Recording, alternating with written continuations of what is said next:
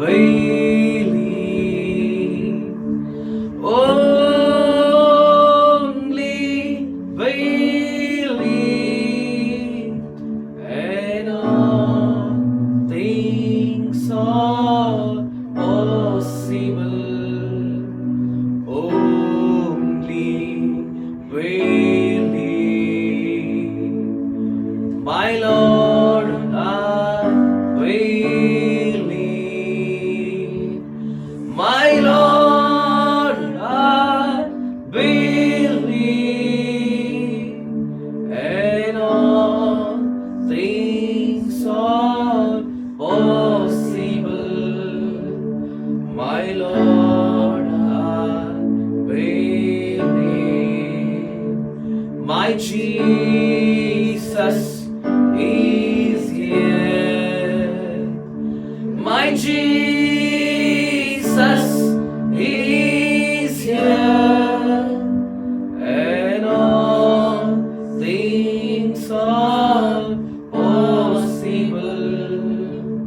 My Jesus is here. நம் யாவரும் கரங்களில் வேதாகமத்தை எடுத்துக்கொண்டு யோவான் 3ஆம் அதிகாரம், யோவான் சுவிசேஷ புஸ்தகம் 3ஆம் அதிகாரம்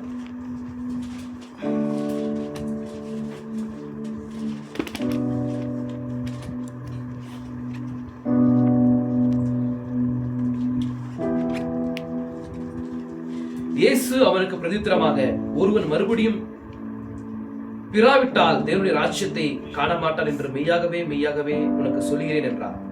அதற்கு நிக்கோதேமு, ஒரு மனுஷன் முதிர் வயதா இருக்கையில் எப்படி பிறப்பான்? அவன் தன் தாயின் கர்ப்பத்தில் இரண்டாவது பிரவேசித்து பிறக்க கூடுமோ என்றார். இயேசு பிரதித்திரமாக, ஒருவன் ஜலத்தினாலும் ஆவியினாலும் பிறவாவிட்டால் தேவனுடைய ராஜ்யத்தில் பிரவேசிக்க மாட்டான் என்று மெய்யாகவே மெய்யாகவே உனக்கு சொல்லுகிறேன். மாம்சத்தில் பிறப்பது மாம்சமா இருக்கும், ஆவியினால் பிறப்பது ஆவியா இருக்கும். நீங்கள் மறுபடியும் பிறக்க வேண்டும் என்று நான் உனக்கு சொன்னதை குறித்து ஆச்சரியப்பட வேண்டாம். வாசிக்கப்பட்ட வேத பாகங்களுடைய கர்த்தர் தாமே தம்முடைய ஆசீர்வாதத்தை கூட்டுவராக. நாம் தலைகளை தாழ்த்தி ஜெபிப்போம். எங்களை அதிகமாக நேசிக்கிற ஜீவனுள்ள தகப்பனே, நீர் எங்களை நேசிக்கிறவராக்கிறீர், நீர் எங்களை சிச்சிக்கிறவராக்கிறீர், தண்டிக்கிறவராக்கிறீர். நீர் எங்களுடைய அன்பின் தகப்பனாக்கிறீர். தகப்பன் சிச்சியாத பிள்ளை உண்டோ என்று உம்முடைய வேதவசனத்தின் மூலமாக நீர் கேள்வி கேட்டிருக்கிறீர் தகப்பனே. நிச்சயமாகவே அப்பேற்பட்ட ஒரு பிள்ளை இந்த உலகத்தில் இருக்க முடியாது தகப்பனே. இதோ நாங்களும் கூட நல்ல தகப்பனுக்கு பிள்ளைகளா இருக்கிறோம். நீர் எங்களை உம்மை போல மாற்றுவதற்காகவே நீர் பரிசுத்த ஆவியாகிய தேவன் எங்கள் மத்தியில் அசைவாடுகிறீர். இன்றைக்கு நீர் சத்தமா இருக்கிறீர், பலமுள்ளத்தினுடைய சத்தமாயிருந்து எங்களை சிட்சித்து எங்களை தண்டித்து எங்களை உம்மை போல எங்களை மாற்றிக் கொண்டிருக்கிறீர் தகப்பனே. உம்முடைய நாமத்திற்கு மகிமுண்டாகும்படி இதோ எங்களை உம்முடைய கரத்தில் ஒப்புக் கொடுக்கிறோம். நீர் தாமே எங்களை வழிநிறுத்துவீராக. நீர் தாமே எங்களை உம்மை போல மாற்றி உம்மை பிரதிபலிக்கிற பிள்ளைகளாக, உம்முடைய குணாதிசயங்களை வெளிப்படுத்துகிற பிள்ளைகளாக, உம்முடைய குமார்த்திகளாய் தகப்பனே இந்த உலகத்தில் சஞ்சரிக்கும்படி எங்களை நீர் உருவாக்குவீராக. இங்க வந்திருக்கிற ஒவ்வொருத்தரையும் தகப்பனே உம்முடைய பரிசுத்தமான சித்தத்திற்கு ஒப்புக் கொடுக்கிறோம். நீர் எங்கள் மத்தியில் அசைவாடுவீராக. நீர் எங்களோடு கூட பிரத்யேகமாக பேசுவீர் என்பதை விசுவாசிக்கிறோம். என்றால் நீ தோற்றத்தை மாற்றிக்கொண்டு பேசுகிற தேவனா இருக்கிறீர். எங்களுக்கு தேவையான ஆவிக்குரிய ஆகாரத்தை இன்றைக்கு நீர் பிரத்யேகமாய் பேசி எங்களை உம்மோடு கூட ஒப்புரவாக்கிக் கொள்வீராக. உம்மோடு கூட எங்களை ஒப்புரவாக்கி கொண்டு நீர் எங்கள் மத்தியிலே அசைவாடி இங்க வந்திருக்கிற யாவரும் தகப்பனே போகும்போது ஒரு வெறுமையாய் போகாதபடிக்கு எம்மாவூர் சிஷ்யர்கள் பெற்றுக்கொண்ட ஒரு எழுப்புதலை பெற்றுக்கொண்டு ஆண்டவரே அவர்கள் உமக்காக இந்த உலகத்தில் பிரகாசிக்கிற சுடர் ஒளிகளைப் போல பிரகாசிக்க கர்த்தாவே கிருபை செய்கிறாக. அவர்கள் இதற்காக உம்மை நோக்கி பார்க்கிறவர்களோ கர்த்தாவே அந்த காரியங்களை தன்னுடைய வாழ்க்கையில் நிறைவேற்றி நீர் மகிமை கொள்கிறார்கள். எல்லா துதியும் கனமும் மகிமையும் உமக்கே நாங்கள் எடுக்கிறோம். எங்கள் இரட்சகருமாயிருக்கிற இயேசு கிறிஸ்துவின் நாமத்தில் ஜெபிக்கிறோம். ஆமென். யாவரும் உட்கார்ந்து கொள்ளலாம். சோரே சொல்லி எத்தனை பேர் சந்தோஷமா இருக்கிறீங்க? ஐமேன். நான் போன வாரத்தில் எந்த செய்தியை பார்த்தோம்? யார் இந்த மில்க் சித்திக்கிற ஒரு தலைப்பில் ஒரு செய்தியை பார்த்தோம் இல்லைங்களா? ஞாபகம் இருக்குதா உங்களுக்கு? யார் இந்த மெல்கிசேதேக் என்கிற ஒரு தலைப்புல வந்து செய்தியை பார்த்தோம் இல்லைங்களா? நம்ம வந்து பழைய ஏற்பாட்டுல பார்த்த அந்த ஒரு மாதிரியை வந்து புதிய ஏற்பாட்டுல வந்து நம்ம பொருத்தணும். ஆனா ப்ராஃபிட் வந்து 1965 வந்து யார் இந்த மெல்கிசேதேக்ன்ற மாதிரி ஒரு செய்தி கொடுத்திருக்கிறார் இல்லைங்களா? என்னது இங்கிலீஷ்ல சொல்றாங்க, who is this மெல்கிசேதேக் என்கிற ஒரு செய்தி தலைப்புல வந்து ப்ராஃபிட் வந்து 65 கொடுத்திருக்கிறார். ஆமென். அந்த செய்தியோட கூட நம்ம பொருத்தி பார்த்தோம். இன்னும் நிறைய காரியங்களை பார்க்கலாம். விசுவாசிக்கிறீங்களா? நிறைய காரியங்களை வந்து பார்த்திருக்கலாம். ஆனா தேவன் நமக்கு தேவையான காரியத்தை நிச்சயமாகவே தந்தார் என்று நான் விசுவாசிக்கிறேன். எத்தனை பேர் விசுவாசிக்கிறீங்க? நமக்கு தேவையான ஆதாரத்தை வந்து என்ன பண்ணார்? அவரு நம்ம கொடுத்தார் இல்லைங்களா? விசுவாசிக்கிறீங்களா? அவர் இப்போ எப்படி இருக்காரு? இப்போ அவர் வந்து நித்தியமானவரா இருக்கிறார். அவர் தோற்றத்தை மாற்றிக்கொண்டு அங்க எப்படி ஒரு மெல்கிசேதேக்காய் வந்தாரோ அதே தேவன் இன்றைக்கு அவரும் எப்படி இருந்திருக்காரு? இப்போ அதே மெல்கிசேதேக்கு தோற்றத்தை மாற்றிக்கொண்டு அவர் பலமுள்ள தூதராக வந்திருக்கிறார். ஆமென். பிரதான ஆசாரியனாக வந்திருக்கிறார். எத்தனை பேர் விசுவாசிக்கிறீங்க? மேன் ஹல்லேலூயா. அந்த தேவன் நம்மை மன்னித்தார், நம்ம மேல கிருபையா இருக்கிறார், தயவா இருக்கிறார் இல்லீங்களா? அந்த ஒரு மெசேஜ் கொண்டு வரார். எங்கிலிருந்து? அந்த ஒரு பரிசுத்தமான மகா பரிசுத்தமான ஸ்தலத்திலிருந்து அவர் வெளியே வரும்போது அப்பேற்பட்ட ஒரு செய்தியோட கூட அவர் வெளியே வரார். தேவன் கூட என்ன பண்றாரு? மன்னிக்கிறார் என்று சொல்லி வராரு. ஏன்னா பாருங்க, இஸ்ரவேல் கோத்திரத்தார் எல்லா ஜனங்களும் என்ன பண்றோம் அன்றைக்கு தன்னுடைய ஆத்துமாக்களை என்ன பண்ணணும்? தாழ்த்தணும். எங்க தாழ்த்தணும்? அது குடும்ப பலிபீடமா இருக்குது. விசுவாசிகள் தன்னுடைய குடும்பங்கள் ஒவ்வொரு குடும்பத்தாரும் கூட அங்க வந்து என்ன பண்ணணும்? தன்னுடைய ஆத்துமாக்களை வந்து தாழ்மைப்படுத்தணும். ஆனா தாழ்மைப்படுத்தணும். ஆமா, நம்ம என்ன பண்றோம்? வீடுகள்ல வந்து நம்ம குடும்ப பலிபீடங்களை குடும்ப பலிபீடங்களை வந்து என்ன பண்றோம்? எஸ், ஃபேமிலி ஆல்டரை வந்து ஏற்படுத்தி நம்ம வந்து அங்க சில காரியங்களை செய்யும் போது ஒருத்தர் என்ன பண்ணுவாங்க? அப்பதான் ஒண்ணு போவாங்க எழுந்து. ஒருத்தர் வந்து என்ன பண்ணுவாங்க? ஜோம் போயிட்டு இருப்போம், பாதியில எழுந்து போயிடுவாங்க. இது எல்லாமே கரெக்டா இல்ல. இதெல்லாம் என்னது? இதெல்லாம் ஃபேமிலி ஆல்டர் இல்லை, இதெல்லாம் குடும்ப வழிபடை இல்லை. விசுவாசிக்கிறீங்களா? இது ஒரு ஆல்டரா இருக்குது. ஏன்னா அந்த ஆல்டர்ல வந்து தேவன் சொல்றாரு, உங்களுடைய எல்லா ஆத்துமாக்களையும் நீங்க என்ன பண்ணணும்? அன்னைக்கு எஸ், தாழ்மைப்படுத்தணும். தாழ்மைப்படுத்தணும் என்ன? தேவனுடைய கிரேஸ்க்காக, தன்னுடைய கிருபைக்காக நீங்க என்ன பண்ணீங்க? தேவனே எங்களை மன்னிங்க, நாங்க பாவிகளா இருக்கிறோம் சொல்லி அவங்க என்ன பண்ணோம்? அந்த ஃபேமிலி ஆல்டர்ல அந்த இஸ்ரவேல் எல்லா கோத்திரத்தார் வந்து அங்க என்ன பண்றாங்கன்னா அந்த ஆல்டர்ல வந்து கலந்து கொள்ளும் போது தன்னுடைய ஆத்துமாக்களை தாழ்மைப்படுத்தி தேவனுடைய மெசேஜ் என்ன வருதுன்ற மாதிரி என்ன பண்றாங்க? காத்து கொண்டிருப்பாங்க. அந்த மாதிரி நீங்க காத்து கொண்டு இருக்கணும். புரியுதா உங்களுக்கு பயபக்தி இல்ல. பயபக்தி இருந்தீங்கன்னா என்ன பண்ணுவீங்க? நீங்க என்ன பண்ணுவீங்க? அமர்ந்து தேவனுடைய வார்த்தை என்ன வருதோ அந்த வார்த்தைக்கு செவி கொடுக்கலான்ற மாதிரி காத்து இருப்பீங்க. ஆனா உங்களுக்கு என்ன இல்லை? பயம் இல்லை. நான் உங்களுக்கு பையன் இல்லையா? அதனால என்னது? என் புருஷன், எங்க அப்பா, என் பையன்ற மாதிரி என்ன பண்ணீங்க? நீங்க வந்து கேர்லெஸ் எடுத்துக்கிறீங்க. ப்ளீஸ் தயவு செஞ்சு சொல்றேன், அந்த மாதிரி காரியங்களை வந்து நீங்க நினைவில் வைத்துக் கொள்ளாதீங்க. அது உங்களுக்கு என்னாகும்? உங்களுக்கு வந்து பலன் கொடுக்காது. விசுவாசிக்கிறீங்களா? நான் சொல்றது புரியுதா உங்களுக்கு? கர்த்தருக்கு ஸ்தோத்திரம் உண்டாகட்டும். சோதரியே, நம்ம வந்து சில காரியங்களை பார்க்கலாம். ஏன்னா நாம வந்து நல்ல ஆழமான காரியங்களை பார்க்கிறோம். ஆனா ஆழமான காரியங்களை பார்த்து கொண்டே போகும்போது சில நம்மை சரிப்படுத்துகிற காரியங்களை கூட நம்ம என்ன பண்றோம்? நம்மை சரிப்படுத்துகிற காரியங்களை மறந்து போயிடுறோம். ஆழமான காரியங்களை பார்க்க போகும்போது நம்மை வந்து சரிப்படுத்திக் கொள்கிற காரியங்களை என்ன பண்ணிடுறோம்?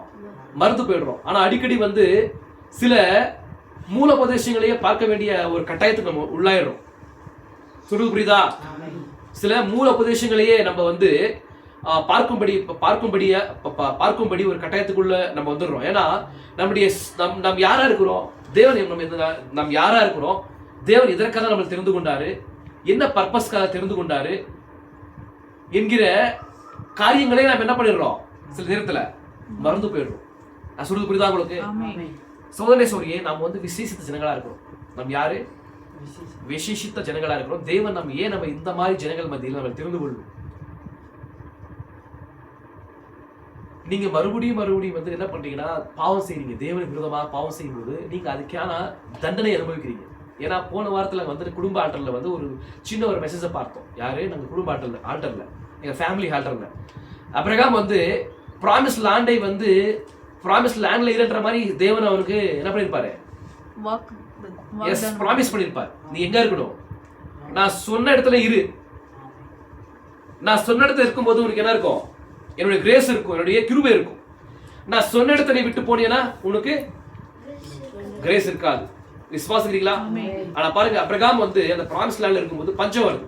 ஆனா பஞ்சம் வரும்போது அந்த பஞ்ச காலத்துல வந்து அவன் என்ன பண்றானா, அந்த பிராமிஸ் லேண்ட்ல இருக்கணும். இருந்தா அந்த அந்த பஞ்ச காலம் வரும்போது கூட பிராமிஸ் லேண்ட்ல இருந்திருந்தா தேவன் நிச்சயமாகவே அவனை சந்தித்திருப்பார். தேவனால கூடாத காரியங்கள் ஒன்றுமே இல்லை. விசுவாசிக்கிறீங்களா?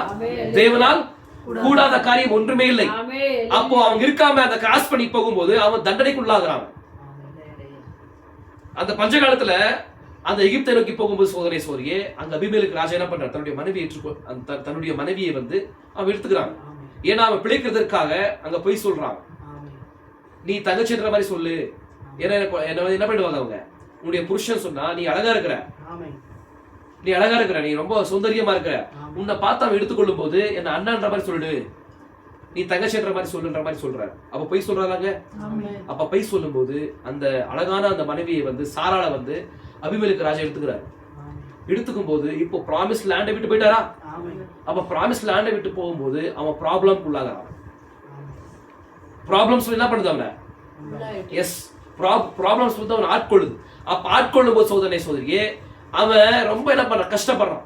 அவன் மனைவியை வந்து ஒரு ராஜா வந்து எடுத்துக்கொண்டு போகும்போது சும்மா இருக்க முடியுமா? சும்மா இருந்திருப்பாரா? அப்ரகாம் சும்மா இருந்திருப்பாரா? எவ்வளவு வேதனைப்பட்டிருப்பாரு, எவ்வளவு கஷ்டப்பட்டிருப்பாரு. அப்போ நம்ம செய்த தவறுக்கு ப்ராஃபட் சொல்றாரு, நிச்சயமாகவே இரட்டத்தனையான தண்டனையை நம்ம பெற்றுக்கொள்றோம். இரட்டத்தனையான தண்டனையை வந்து நம்ம பெற்றுக்கொள்றோமா? அப்போ தேவன், நீ ஒரு தேவனுடைய குமார்த்தியா இருக்கிற, குமாரனா இருக்கிற, நீ எப்படி இருக்கணும்? நீ அவரை வந்து பிரதிபலிக்கிற ஒரு மகனா இருக்கணும். உன்னுடைய வாய் சொற்கள், உன்னுடைய வாயின் வார்த்தைகள், உன்னுடைய பர்பஸ், உன்னுடைய சிந்தை எப்பொழுதுமே எதை நேசிக்கும் தெரியுமா? அவருடைய வார்த்தையை நேசிக்கணும். அவருடைய வார்த்தையை வந்து உன்னுடைய வாழ்க்கையின் மூலமாக ஒரு நிறைவேறுதல் கொண்டு வரணும். என்னை குறித்து தேவன் என்ன சித்தத்தை வைத்திருக்கிறார், ನನ್ನ ಕುರಿತು ದೇವರು ಯಾವ ಚಿತ್ತವನ್ನು ಇಟ್ಟಿದ್ದಾರೆ, ಆ ಚಿತ್ತವನ್ನು ನೆರವೇರಿಸುವುದೇ ನನ್ನ ಆಸೆ ಆಕಾಂಕ್ಷೆಯಾಗಿರ್ಬೇಕು. ವಿಶ್ವಾಸ ಮಾಡ್ತಿದ್ದೀರಾ? ಆದ್ರೆ ಅಬ್ರಹಾಮನು ಏನ್ ಮಾಡ್ತಾನೆ ಹೇಳಿದ್ರೆ, ಆ ಚಿತ್ತವನ್ನು ನೆರವೇರಿಸದೆ ಕ್ರಾಸ್ ಮಾಡಿ ಹೋಗುವಾಗ ಅವನು ಪ್ರಾಬ್ಲಮ್ಗೆ ಸಿಗಾಕೊಳ್ತಾನೆ. ಆ ಪ್ರಾಬ್ಲಮ್ಗೆ ಸಿಗಾಕೊಳ್ಳುವಾಗ ಅವನು ಅನುಭವಿಸಲೇಬೇಕಲ್ವಾ? ಪ್ರವಾದಿ ಹೇಳ್ತಾನೆ, ನೀವು ಎರಡರಷ್ಟು ಏನ್ ಮಾಡ್ತೀರಾ? ನೀವು ದಂಡನೆಯನ್ನ ಹೊಂದ್ಕೊಳ್ತೀರ. ಅವಾಗ ನೀವು ದೇವರ ವಾಕ್ಯವನ್ನ ತಿರಸ್ಕರಿಸಿ ನೀವು ಪ್ರಪಂಚ ಕಾರ್ಯವನ್ನ ಜೀವನದಲ್ಲಿ ಯಾವಾಗೆಲ್ಲ ಮಾಡ್ತೀರೋ ಖಂಡಿತವಾಗಲೂ ನೀವು ಅನುಭವಿಸ್ತೀರಾ. ಏನ್ ಮಾಡ್ತೀರಾ? ನೀವು ದೇವರ ವಿರುದ್ಧವಾಗಿ ನೀವು ಕಾರ್ಯವನ್ನು ಮಾಡುವಾಗ ನೀವು ಖಂಡಿತವಾಗಿ ಅನುಭವಿಸ್ತೀರಾ. ಒಂದು ಎಕ್ಸಾಂಪಲ್, ಒಂದು ತಂದೆ ತಾಯಿ ನಮ್ಮನ್ನು ಸಾಕ್ತಾರೆ, ಅವ್ರ ಮಾತಿಗೆ ನಾವು ಕೀಳ್ಪಡಿದೆ ನಾವು ಬೇರೆ ದಾರಿಯಲ್ಲಿ ಹೋಗುವಾಗ ಅವ್ರ ಶಾಪ ನಾವು ತಗಲ್ವಾ ಹೇಳಿ? ತಗಲುತ್ತೆ ಅಲ್ವಾ? ಅದೇ ತರವಾಗಿ ನಿಮ್ಮ ದೇವರು, ನಿಮ್ಮ ರಕ್ಷಕರು, ವಿಮೋಚಕರು ನಿಮ್ಮನ್ನ ರಕ್ಷಿಸಿಕೊಳ್ಳುವುದಕ್ಕಾಗಿ, ನಿಮ್ಮನ್ನ ವಿಮರ್ಶಿಸಿಕೊಳ್ಳುವುದಕ್ಕಾಗಿ ತಮ್ಮ ಜೀವನ ಏನ್ ಮಾಡಿದ್ದಾರೆ? ತಮ್ಮ ಜೀವನ್ನೇ ಅಲ್ಲಿ ಶಿಲುಬೆಯಲ್ಲಿ ತಂದಿದ್ದಾನೆ. ಅವರಿಗೆ ದ್ರೋಹ ಮಾಡುವಾಗ ನಿಮ್ಗೆ ಅವರಿಗೆ ದ್ರೋಹ ಮಾಡುವಾಗ ನಿಮ್ಗೆ ಜ್ಞಾಪಕ ಬರಲ್ವಾ? ನಿಮ್ಗೆ ನಾವು ದ್ರೋಹ ಮಾಡ್ತಾ ಇದ್ದೀವಿ ದೇವರಿಗೆ ಅಂದ್ಬಿಟ್ಟು ಜ್ಞಾಪಕ ಬರಲ್ವಾ ನಿಮ್ಗೆ? ಅದನ್ನ ನೀವು ಅನುಭವಿಸ್ತೀರಾ. ಅದು ಯಾರೇ ಆಗಿರ್ಲಿ ಸೋದರಿಗೆ ಅನುಭವಿಸ್ತೀರಾ. ಹಲ್ಲೆಲೂಯಾ. ಅದು ದೇವರು ನಿಮ್ಮನ್ನ ಅಷ್ಟೊಂದು ಪ್ರೀತಿ ಮಾಡಿ ತಮ್ಮ ಜೀವವನ್ನೇ ಅಲ್ಲಿ ಶಿಲುಬೆಯಲ್ಲಿ ನೇತಾಡಿ ರಕ್ತವನ್ನು ಸುರಿಸಿ ಒಡೆಯಲ್ಪಟ್ಟು ಆತರವಾದ ಒಂದು ದಂಡನೆಯ ಮೂಲಕವಾಗಿ ನಿಮ್ಮನ್ನ ರಕ್ಷಿಸಿದ್ದಾನೆ. விசுவாச ரீலா அப்ப உங்களை ரச்சித்துக் கொண்டிருக்கிறார். அப்பேற்பட்ட ரச்சித்துக் கொண்ட தேவனை வந்து நீங்க என்ன பண்றீங்கன்னா, சில சுயமான லாபத்திற்காக நீங்க புறக்கணிக்கிறீங்க. சுயமான லாபத்திற்காக நீங்க என்ன பண்ண, தேவனுடைய வார்த்தையை புறக்கணிக்கும் போது அதுக்கு உண்டான தண்டனை நீங்க அதற்கு உண்டான பலனை நீங்க பெற்றுக்கொள்வீங்க. விசுவாசிக்கிறீங்களா? நான் சொல்றது புரியுதா உங்களுக்கு? நான் சாபத்தை கொடுக்கல சுகனேஸ்வரியே, நான் உண்மையை பேசுறேன். புரியுதா உங்களுக்கு? அப்போ மறுபடியும் நம்ம என்ன பண்றோம்? அநேகமான சத்தியத்தை நம்ம வந்து அதிகமா டீப்பா பார்க்கிறோம். ஆனா அந்த ஒரு சத்தியத்தை பார்க்கிற அந்த சத்தியத்தை வந்து அதிகமா அதிகமா வந்து நம்ம டீப்பா பார்க்கறதுனால நம்ம என்ன பண்ணிடுறோம், இந்த சில காரியங்களை மறந்துட்டு என்ன பண்றோம் கடந்து போயிடுறோம். அதனாலதான் நம்ம என்ன பண்றோம், சில தவறுகளை செய்யறோம். விசுவாசிக்கிறீங்களா? சோதனை சோரியே அடிக்கடி உங்களுக்கு சிச்சிக்கிற ஒரு காரியத்தை வந்து என்ன பண்ணணும், உங்களுக்கு ஸ்பீச் பண்ணணும். அப்பதான் நீங்க வந்து சரியா இருப்பீங்க. இல்லைன்னா நீங்க என்ன பண்ண மாட்டேங்கிறீங்க.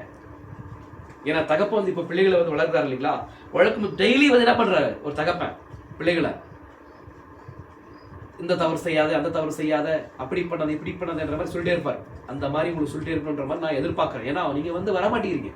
நீங்க வந்து அந்த பூர்ணத்துக்கு, அந்த ஒரு பூர்ணம் இப்போ தகப்பன் எதிர்பார்க்கறாரு இல்லைங்களா, என் பிள்ளை வந்து இந்த மாதிரி வரணுன்ற மாதிரி எதிர்பார்க்கறாரு இல்லைங்களா, அந்த மாதிரி நிலைக்கு நீங்க வரமாட்டேங்கிறீங்க. நீங்க அப்ப அந்த நிலைக்கு வராதபடிக்கு இருக்கும்போது அப்ப என்ன பண்ணுவார் தகப்பன், என்ன பண்ணுவாரு, கோல் எடுத்து நடிப்பார். அந்த கோல்ல எடுத்து என்ன பண்ணுவாரு, அடிப்பாரு. அடிச்சா கூட வரைக்காம இருக்கும்போது இது எதுக்குமே ஆகாதது. இது அந்த அந்த பிள்ளை என்கிற அந்த ஸ்தானத்தை, அந்த பிள்ளை என்கிற அந்த ஸ்தானத்துக்குரியது இல்லைன்ற மாதிரி என்ன பண்ணுவாங்க, விட்டுடுவாங்க. விசுவாசிக்கிறீங்களா? நான் சொல்றது புரியுதா உங்களுக்கு? நான் சொல்றது புரியுதா? இது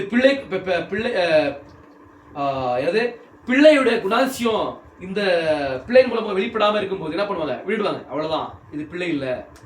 இது மேல இதுக்கு என்னது, இதுக்கு எவ்வளவு புத்தி சொன்னாலுமே தன்னுடைய சுவாபத்தை வெளிப்படுத்துது அது சொல்லி விட்டுறோம். அவ்வளவுதான். விசுவாசிக்கிறீங்களா? ஆனா யாரு வந்து அந்த சிச்சையை ஏற்றுக்கொண்டு அந்த சிச்சை கீழ்ப்படிந்து தங்களை அர்ப்பணிக்கிறாங்களோ அவங்களை நிச்சயமாகவே அந்த தகவல் என்ன பண்ணுவாரு, இன்னும் மேலாக இன்னும் அவங்களை வந்து என்ன பண்ணுவாரு, உருவாக்குவார். விசுவாசிக்கிறீங்களா? நான் சொல்ற காரியங்கள் புரியுதா உங்களுக்கு?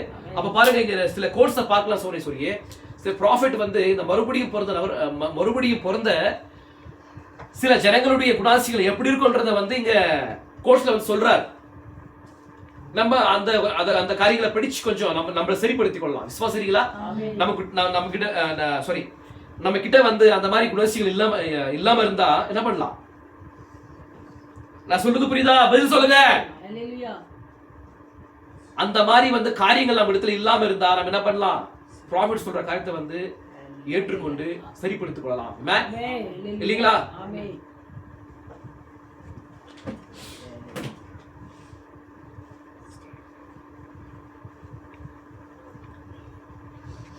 இப்பொழுது கவனியுங்கள், தேவன் ஒரு குறிப்பிட்ட சூழ்நிலையில் எந்த ஒரு முறையாவது ஒரு விதமாக செயல்பட்டிருந்தால் அதே சூழ்நிலையில் மீண்டும் எழும்புமே. ஆனால் அவர் முதல் முறை செயல்பட்டது போன்ற இரண்டாம் முறையும் அவர் செயல்பட வேண்டியவராக இருக்கிறார். இல்லை என்றால் அவர் அநீதி உள்ளவராக இருக்கிறார். புரிகிறதா?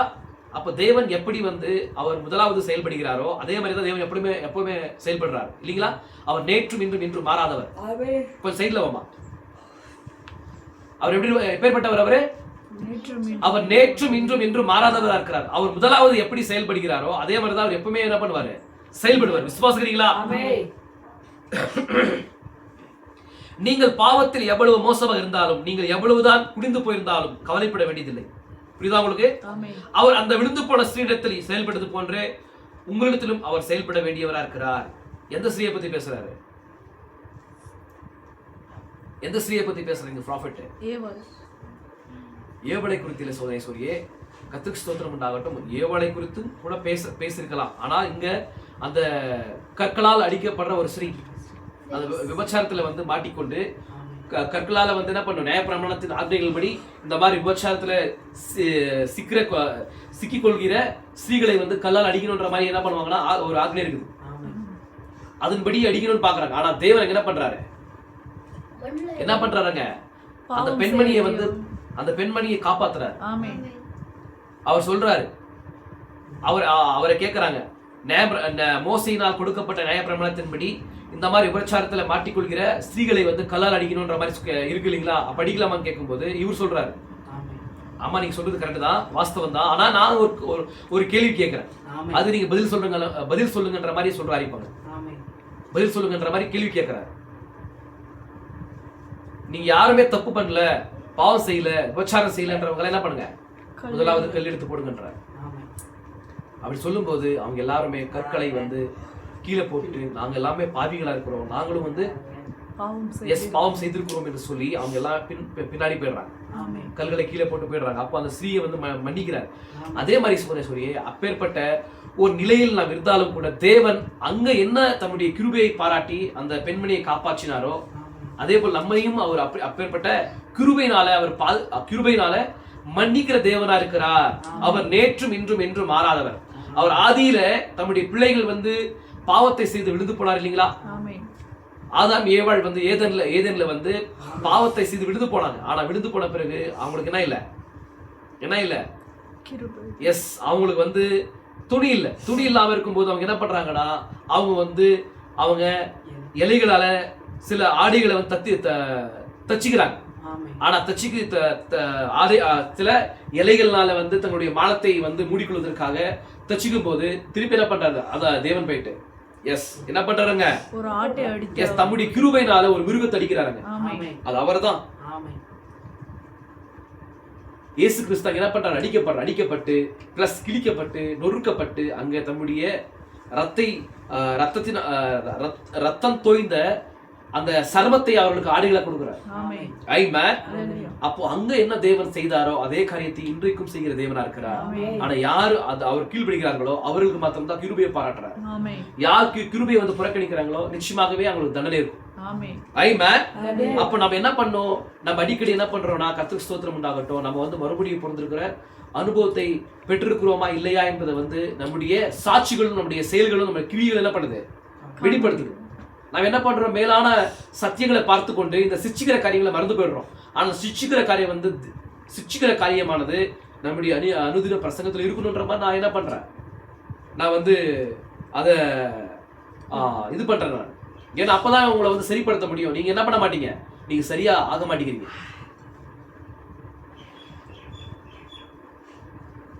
ஏன்னா இங்க நான் நெக்ஸ்ட் வரேன், கர்த்தருக்கு ஸ்தோத்திரம் உண்டாகும். நீங்க உண்மையாக தேவனை நேசிச்சீங்கன்னா என்ன பண்ண வைக்கிறீங்க, உண்மையா நீங்க வந்து உங்களுடைய புருஷனை வந்து நேசிச்சீங்கன்னா உங்க புருஷன் எதிர்பார்க்கிற ஒரு வாழ்க்கையை வாழ்வீங்க.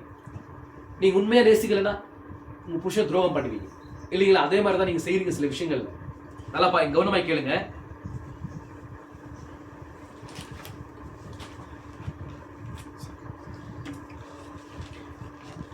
தேவனுடைய நடத்தை அவருடைய தன்மையாயும் அவர் என்னவா இருக்கிறார் என்பது அவருடைய நடத்தை அறிவிக்கிற அவருடைய தன்மையிலும் உள்ளது. தேவன் எப்பேற்பட்டவர், எப்பேற்பட்ட சுவாபத்தை உடையவர், எப்பேற்பட்ட தன்மை உடையவர் என்பதை வந்து தம்முடைய செயல்களும் தம்முடைய கிரியைகளும் என்ன பண்ணுது, வெளிப்படுத்துது இல்லைங்களா? அந்த விதமாகத்தான் நீங்களும் இருக்கிறீர்கள். உங்களுடைய ஜீவியத்தின் நடத்தை நீங்கள் என்னவா இருக்கிறீர்கள் என்பதை சொல்கிறது. உங்கள் வாழ்க்கை நடத்தை நீங்க என்னவா இருக்கிறீங்கன்றத வந்து என்ன பண்ணுதான், காட்டுதான். அப்போ நீங்க என்னவா இருக்கிறீங்க, நீங்களே உங்களை பத்தி நினைச்சீங்க. நீங்க என்னவா இருக்கிறீங்க, நீங்க தேவனுடைய ராஜ்யத்தின் பிள்ளைகளா இருக்கிறீங்களா, இல்ல நீங்க பாவன விசுவாசிகளா இருக்கிறீங்களா, இல்ல அவிசுவாசிகளா இருக்கிறீங்களான்றத வந்து நீங்களே என்ன பண்ணுங்க, உங்களுக்கு நான் சாய்ஸ் தரேன். உங்களுடைய ஸ்தானங்களை வந்து நீங்களே என்ன பண்ணுங்க, அடையாளம் கண்டுகொள்ளுங்க. நீங்க தேவனுடைய பிள்ளைகளா இருக்கிறீங்களா, பிள்ளைகளா இல்லையா, இல்ல பாவன விசுவாசிகளா இருக்கிறீங்களா, இல்ல அவிசுவாசிகளா இருக்கிறீங்களா, இல்ல உண்மையான விசுவாசிகளா இருக்கிறீங்களா? உங்களுக்கு நான் சாய்ஸ் தரேன். நான் சொல்ல மாட்டேன். ஏன்னா உங்களை குறித்து உங்களுக்கே ஃபர்ஸ்ட் தெரியும், நீ எந்த ஒரு ஆவியில் நீங்க கட்டப்பட்டிருக்கிறீங்கன்றத வந்து நாங்க சொல்றோம் இல்லைங்களா? உங்க கிரியைகளை பார்த்து சொல்றோம். அதுக்கு முன்னாடியே நீங்க யாருன்றது உங்களுக்கே தெரியும் இல்லைங்களா? நீங்க யாருன்றது வந்து உங்களுக்கே தெரியுது. ஆமென். நான் சொல்றது புரியுதா உங்களுக்கு? அந்த விதமாகத்தான் நீங்களும் இருக்கிறீர்கள். உங்களுடைய ஜீவியத்தின் நடத்தை நீங்கள் என்னவா இருக்கிறீர்கள் என்பதை சொல்கிறது. நாம் 2 நாட்களுக்கு முன்னர் ஒரு பழத்தினூடாக சென்று பார்த்தபோது மெத்தடிஸ்ட் ஜனங்கள் நீங்கள் சத்தமிடும் போது நீங்கள் அதை பெற்றுக் கொண்டீர்கள் என்று கூற விரும்பினார் என்பதை பார்த்தோம். பெந்தகோஸ்தக்காரர்களோ நீங்கள் அந்நிய பாஷையில் பேசின போது நீங்கள் அதை பெற்றுக்கொண்டீர்கள் என்று கூறுகிறனர். பென்சில்வேனியாவில் உள்ள குலுங்கி ஆடும் ஸ்தாபனத்தவர்கள் நீங்கள் குலுங்கி ஆடும் போது நீங்கள் அதை பெற்றுக்கொண்டீர்கள் என்று கூறினார். அவர்கள் எல்லாருமே தவறாக இருக்கிறார்கள் என்பதை நாம் கண்டறிகிறோம். உங்களுடைய ஜீவியமே அதை அறிவிக்கிறது. உங்களுடைய ஜீவியமே அதை அறிவிக்கிறது. நீங்கள் யாரா இருக்கிறீர்கள் என்பதை உங்களுடைய தன்மை அறிவிக்கிறது. நீங்கள் யாரா இருக்கிறீங்க என்பதை வந்து உங்களுடைய சுவாபம் தன்மை என்ன பண்ணுது? எஸ், என்ன பண்ணுதா? அறிவிக்குது. ஒரு மனிதன் தன்னுடைய கிரியைகள்னாலே அறியப்படுகிறான். ஒரு மனுஷன் வந்து எப்படி அவன் எந்த ஒரு ஆவியில கட்டப்பட்டிருக்கிறான்றத வந்து எப்படி தெரிஞ்சுக்கிறதுனா, அவன் செய்யற கிரியைகள், அவன் பேசுற பேச்சு, அவன் நடந்து கொள்கிற விதங்கள், அதை பார்க்கும்போது அவன் எப்பேற்பட்ட ஆவினால கட்டப்பட்டிருக்கிறான் என்றதை வந்து நம்ம என்ன பண்ணலாம்? ஈஸியா வந்து எஸ் கிரகித்துக் கொள்ளலாம், கண்டுபிடிக்கலாம். அப்போ நீங்க எந்த ஆவியை பெற்றிருக்கிறீங்கன்றது வந்து உங்களுடைய செயல் என்ன பண்ணுது? காண்பிக்குது. உங்களுக்கு நீங்க வார்த்தையை வந்து நீங்க வந்து நேசிச்சீங்கன்னா வார்த்தையை என்ன பண்ணுவீங்க? நீங்க பிரதிபலிப்பீங்க. நீங்க வார்த்தையை நேசிக்காம உலகத்தை நேசிச்சீங்கன்னா நீங்க என்ன பண்ணுவீங்கன்னா வார்த்தையினுடைய கிரியைகளை வெளிப்படுத்த மாட்டீங்க, உலகத்தின் கிரியைகளை வெளிப்படுத்தீங்க. நான் சொல்றேன், நீங்க உங்களுடைய உலகத்தினுடைய ஆசீர்வாதங்களுக்காக எவ்வளவு கஷ்டப்படுறீங்க. நீங்க வாழ்றதுக்காக இந்த உலகத்துல வாழணும். இந்த பிசிக்கல் பாடிக்கு நம்ம துணி என்னது, ஆடைகள் தேவை, இன்னும் வீடு தேவை, நிறைய காரியங்கள் நம்ம தேவையா இருக்குது இல்லைங்களா? அதுக்கு எல்லாமே என்ன பண்றோம்? பிரயாசப்படுறோம். அதுக்கு எல்லாமே நம்ம ரொம்ப கஷ்டப்பட்டு பிரயாசப்படுறோம். ஆனா உங்களுடைய ஸ்பிரிச்சுவல் லைஃப்க்கு என்ன கஷ்டப்படுறீங்க? உங்க பிசிக்கல் பாடிக்கு நல்லா சாப்பிடணும், நல்லா துணி போடணும், நல்லா கட்டிங் நல்லா சேவிங் பண்ணணும், நம்மளை எல்லாருமே பார்த்து நம்மளை வந்து நம்மளுடைய ட்ரெஸ்ஸை பார்த்து எல்லாருமே மெச்சிக்கணும், நம்ம நல்லா இருக்கிறோன்றத வந்து காட்டணுன்ற மாதிரி ட்ரை பண்றீங்க இல்லைங்களா? அதே மாதிரி ஸ்பிரிச்சுவல் ஆவிக்குரிய மனிதனுக்கு என்ன நீங்க கஷ்டப்படுறீங்க? என்ன அவருக்கு ஃபுட் போடுறீங்க? அவனுக்கு நான் கேட்கிறேன், உங்களை சொல்லுங்க, என்ன ஃபுட் போடுறீங்க? அது உங்க தனிப்பட்ட முறையில நீங்க என்ன பண்ணணும்? தேவனோட கூட சஞ்சரிக்கணும், பைபிள் படிக்கணும், செய்தி புத்தகத்தை படிக்கணும். இன்னும் நீங்க பைபிள் படிக்கவே வர்றதில்லை நினைக்கிறீங்க. இன்னும் பைபிள் படிக்கவே வராது. ஆனா நீ பைபிள் படிக்க வராது. ஆனா நீ பண்ற காரியம் பார்க்கும்போது பைபிள் படிக்கிறவனை காட்டிலும் அதிகமா பண்ற. பைபிள் படிக்கிறாங்க அவனை காட்டிலும் அதிகமா நீ பண்ற. உன்னுடைய லைஃப்ல நீ வாழ்றதுக்காக அதை காட்டிலும் அதிகமா பண்ற. ஆனா பைபிள் படி, செய்தி புத்தகத்தை படினா எப்படி படிக்கிறது தெரியல, எனக்கு படிக்க வராது, தப்பிக்கிற. கஷ்டப்படுறதுக்குன்னா இல்ல, உங்க வாழ்றதுக்காக, நீ இந்த உலகத்துல வாழ்றதுக்காக போராடி கஷ்டப்பட்டு சம்பாதிக்கிற. ஆனா உன்னுடைய ஆவிக்குரிய வாழ்க்கைக்கு வந்து நீ கட்டுறதுக்கு கஷ்டப்பட மாட்டேங்கிற. அதுக்குன்னா இல்ல, இன்ட்ரெஸ்ட் இல்லை. இது எல்லாமே பார்க்கும்போது நீ யாருன்றத வந்து என்ன பண்ற? காட்டுற. நீ எந்த ஆவியில கட்டப்பட்டிருக்கிறன்றத வந்து காட்டுற. அப்ப நீ யாரா இருக்கிறன்றத வந்து நான் புரிஞ்சுக்கலாமா? ஈஸியா புரியுதா உங்களுக்கு? நான் சொல்றது புரியுதா உங்களுக்கு? அப்போ நீ தேவனுடைய குமார்த்தியா இருந்தா நீ என்ன பண்ணுவ? வார்த்தையை நேசிக்கிற, வார்த்தையின்படி வாழ்வ, வார்த்தைக்காக நான் என்ன பண்ண பிரயாசப்படுவேன். எப்பவுமே வார்த்தையினுடைய பர்பஸை நிறைவேற்றுவேன். என்னை குறித்து வார்த்தை என்ன சொல்லுது? ஒரு தேவனுடைய குமார்த்தி வந்து எப்படி வாழணுன்ற மாதிரி சொல்லுது வார்த்தை.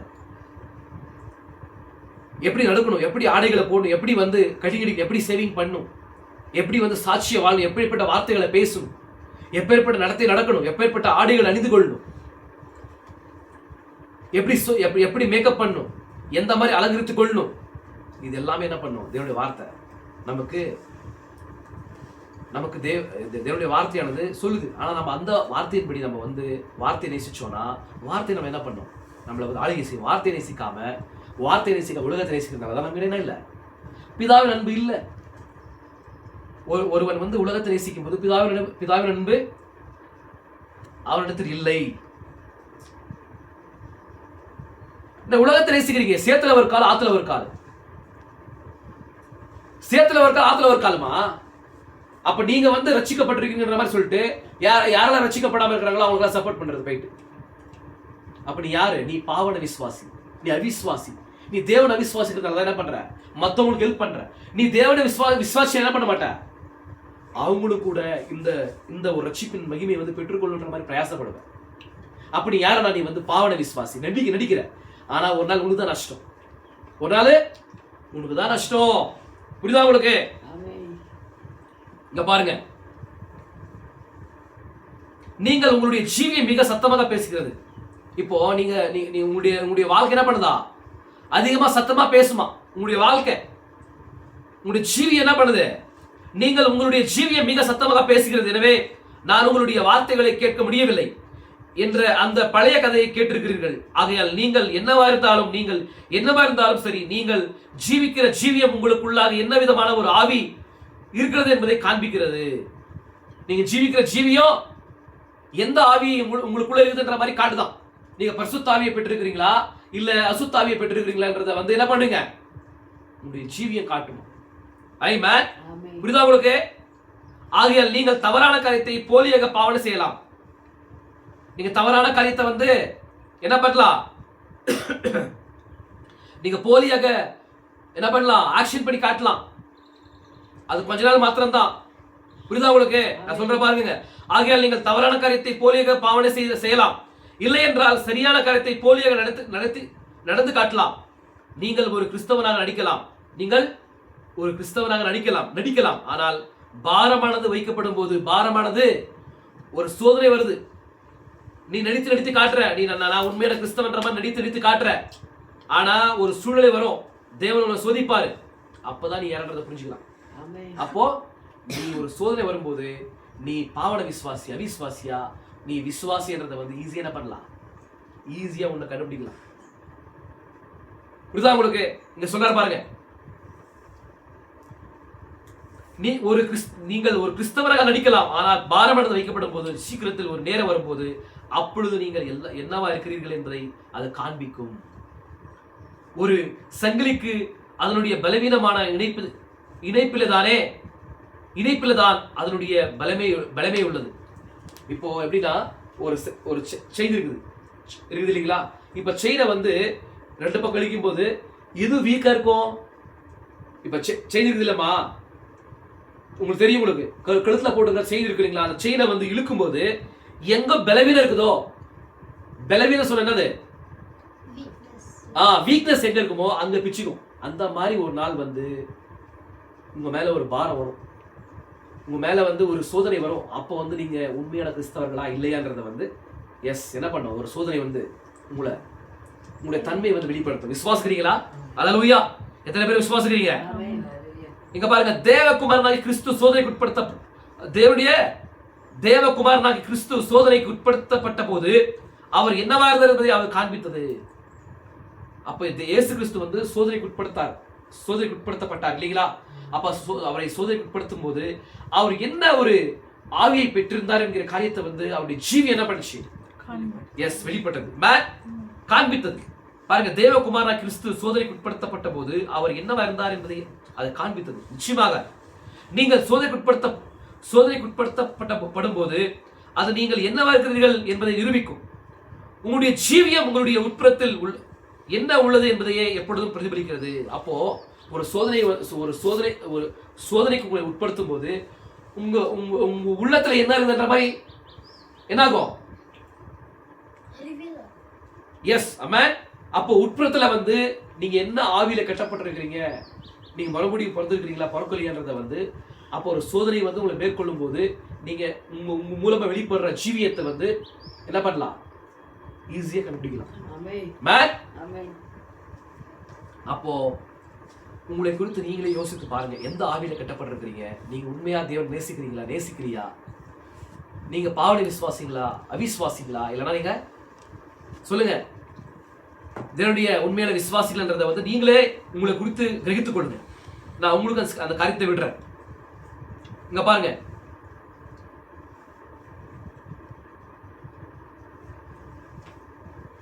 சீக்கிரத்தில் உங்களுடைய பாவங்கள் உங்களை வெளிப்படுத்திவிடும் என்பது நிச்சயம். சீக்கிரத்தில் உங்களுடைய பாவங்கள் உங்களை வெளிப்படுத்திவிடும் என்பது நிச்சயம். அதைத்தான் நாம் கூற முயற்சித்துக் கொண்டிருக்கிறோம். இயேசு பரிசுத்த யோவான் 5:24 கேட்கிறவன் என்று கூறினார். குலுக்குகிறவன் அல்ல, பேசுகிறவன் அல்ல, என் வசனத்தை கேட்டு என்னை அனுப்பினவரை விசுவாசிக்கிறவனுக்கு நித்திய ஜீவன் உண்டு. அவன் ஆகியத்திற்கு உட்படாமல் மரணத்தை விட்டு நீங்கி ஜீவனுக்கு உட்பட்டிருக்கிறான். அது உங்களுடைய விசுவாசமா இருக்கிறது. உங்களுடைய விசுவாசம் உங்களுடைய உதடுகளால் அறிக்கை செய்யப்பட்டு கேட்கக்கூடிய ஜனங்களுக்கு வெளிப்படுகிறது. அப்ப நீங்க விசுவாசிக்கிறீங்க, அவரை விசுவாசிக்கிறீங்க இல்லைங்களா? தேவனை விசுவாசிக்கிறீங்க. அப்ப விசுவாசத்தை எப்படி காட்டுறீங்க? வெளியே நீங்க கிரியையில காட்டுறீங்க. இல்லைங்களா? அப்ப நீங்க கிரியையில காட்டும் போது நீங்க உண்மையான விசுவாசத்தை இப்ப நினைச்சல் இருக்கிறீங்க. நினைச்சல் இருக்கும்போது அது என்னது? ஒரு கிரியை. நீங்க உள்ளத்துல விசுவாசிக்கிறீங்கிற ஒரு கிரியை, உள்ளத்துல விசுவாசிக்கிறீங்கிற அந்த விசுவாசத்தை ஒரு கிரியை மூலமா என்ன பண்றீங்க? வெளிப்படுத்துறீங்க. இல்லைங்களா? அதே மாதிரி நீங்க தேவனை விசுவாசிக்கிறீங்கன்ற மாதிரி சொல்றீங்க. ஆனா உங்க கிரியைகள் எப்படி தெரியணும்? உங்க கிரியையில வார்த்தை வெளிப்படணும், வார்த்தை நிறைவேறணும். ஆனா வார்த்தையும் நிறைவேறாம வேற மாதிரி வார்த்தைக்கு அப்பாற்பட்ட காரியம் நிறைவேறும் போது அப்ப நீங்க உண்மையாக அவரை விசுவாசிக்கல. நீங்க விசுவாசிக்கல. விசுவாசம் உள்ளர்ச்சி என்ன பண்ணும்? விசுவாசத்துக்குரிய காரியங்களை வெளிப்படுத்தும். அவிசுவாசம் உள்ளர்ச்சினா அவிசுவாசத்துக்குரிய காரியங்களை வெளிப்படுத்தும். புரியுதா உங்களுக்கு?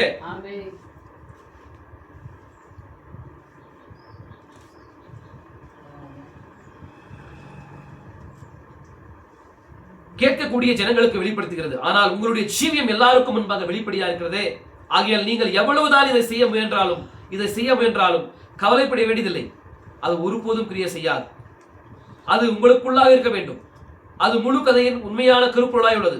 உங்களுடைய இரட்சகரான உயிர்த்தெழுந்த கிறிஸ்துவில் உள்ள உங்களுடைய தனிப்பட்ட விசுவாசம், அதாவது அவர் தேவனுடைய வலது பரிசத்தில் இருந்து கொண்டு இந்த காலையில் நீங்கள் இங்கே ஒரு சாட்சியாக அவருடைய ஸ்தானத்தில் செயல்பட்டுக் கொண்டிருக்கிறது போல உங்களுடைய ஸ்தானத்தில் அவர் செயல்பட்டுக் கொண்டிருக்கிறார். ஒரு சாட்சி என்பது யாரோ ஒருவருக்கு பதிலாக செயல்படுவதாகும். அப்போ ஒரு சாட்சி என்பது யாரோ ஒருத்தருக்கு பதிலாக செயல்படுகிற காரியமா இருக்குது. அப்ப நீங்க சாட்சியா இருக்கிறீங்களா? யாருக்கு சாட்சியா இருக்கிறீங்க? வார்த்தைக்கு சாட்சியா இருக்கிறீங்களா? தேவகுமாரனுக்கு சாட்சியா இருக்கிறீங்களா? இயேசு கிறிஸ்து சாட்சியா இருக்கிறீங்களா? அப்ப சாட்சியா இருக்கும்போது நீங்க யாருக்கு சாட்சியா இருக்கிறீங்க? வார்த்தை சொல்லும் போதே இயேசு கிறிஸ்து தான். அப்போ வார்த்தைக்கு சாட்சியா இருக்கும்போது நீங்க யாருக்கு சாட்சியா இருக்கிறீங்க? தேவகுமாரனுக்கு சாட்சியா இருக்கிறீங்க. அப்ப அவருக்கு பதிலாக நீங்க என்ன பண்றீங்க? சொல்லுங்க. அவர் எப்படி வாழ்ந்தாரோ அதே மாதிரி நீங்க வாழ் இல்லீங்களா? நான் சொல்றது புரியுதா உங்களுக்கு? புரியலையா? தமிழ் பேசுறேன் இல்ல வேற ஏதாச்சும் பேசுறேன் நானு?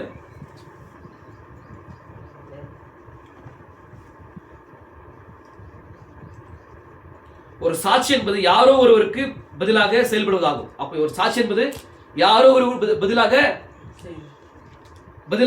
செயல்படும்.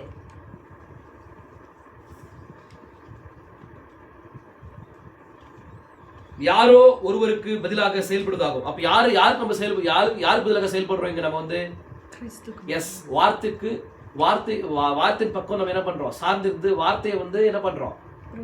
பிரதிபலிக்கிறோம்.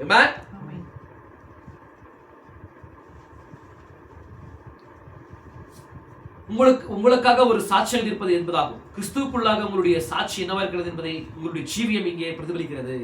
கிறிஸ்துவுக்குள்ள புரியுதா?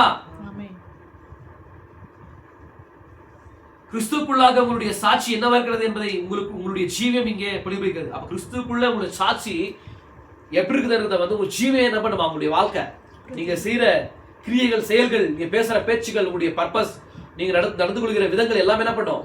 நீங்க யாருன்றத காட்டும். இல்லைங்களா? இல்லைன்னா நீ அப்படி உங்களுடைய நடத்தையும் உங்களுடைய கிரியைகளை பார்த்து என்ன பண்ண முடியாது. அப்ப எப்படி புரிந்து கொள்றது? உங்களை நீங்க பரிசுத்த ஆவியை பெற்றிருக்கிறீங்களா, இல்ல அசுத்த ஆவியை பெற்றிருக்கிறீங்களா, இல்ல நீங்க கிறிஸ்துவனுடைய ஆவியினால கட்டப்பட்டிருக்கிறீங்களா, இல்ல உலகத்துடைய ஆவியில கட்டப்பட்டிருக்கிறது எப்படி கண்டுபிடிக்க முடியும்னா, உங்க கிரியைகள் தான் என்ன பண்ண முடியும்? உங்க கிரியைகளையும் செயல்களையும் ஒரு பேச்சுகள் தான் என்ன பண்ண முடியும்? கண்டுபிடிக்க முடியும். அப்ப உங்க பேச்சுகளும் உங்களுடைய செயல்களும் உங்களுடைய கிரியைகளும் உலகத்தாரை போல இருக்கும்போது நீங்க எந்த ஆவியில கட்டப்பட்டிருக்கிறீங்க? நீங்க பேசி நீங்க பேசுறீங்க, அந்த பேச்சை அப்படியே நினைவு கூறுங்க பார்க்கலாம். நீங்க என்னென்ன பேசுறீங்கிறது போன வாரத்திலிருந்து இந்த வாரம் வரைக்கும் அப்படியே ஒவ்வொரு நேரத்தில் நினைவு கூறுங்க. எவ்வளோ கிட்ட வார்த்தைகளை பேசிருப்பீங்க, எவ்வளோ கிட்ட சிந்திருப்பீங்க, அதை யோசனை பண்ணி பாருங்க. அப்ப நீங்க எந்த ஆவியில கட்டப்பட்டிருக்கிறீங்க?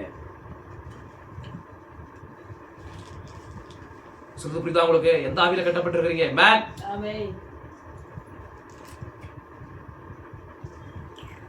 அவர் அங்கே மேலே இருக்கிறார். அவர் உங்களுக்காக என்னவா இருக்கிறார் என்ற காரணத்தால் இயேசு இங்கேயும் அங்கேயும் பிரதிபலிக்கிறார். ஆகையால் நீங்கள் உங்களுடைய விசுவாசத்தினால் நீங்கள் ரட்சிக்கப்பட்டிருக்கிறீர்கள். அதனால் மாத்திரமே ஆகும்.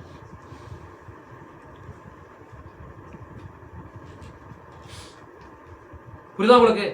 நான் சொல்றது புரியுதா உங்களுக்கு? அப்போ சோதனை சோதனை நீங்க மறுபடியும் பெற்றிருக்கிறீங்களா?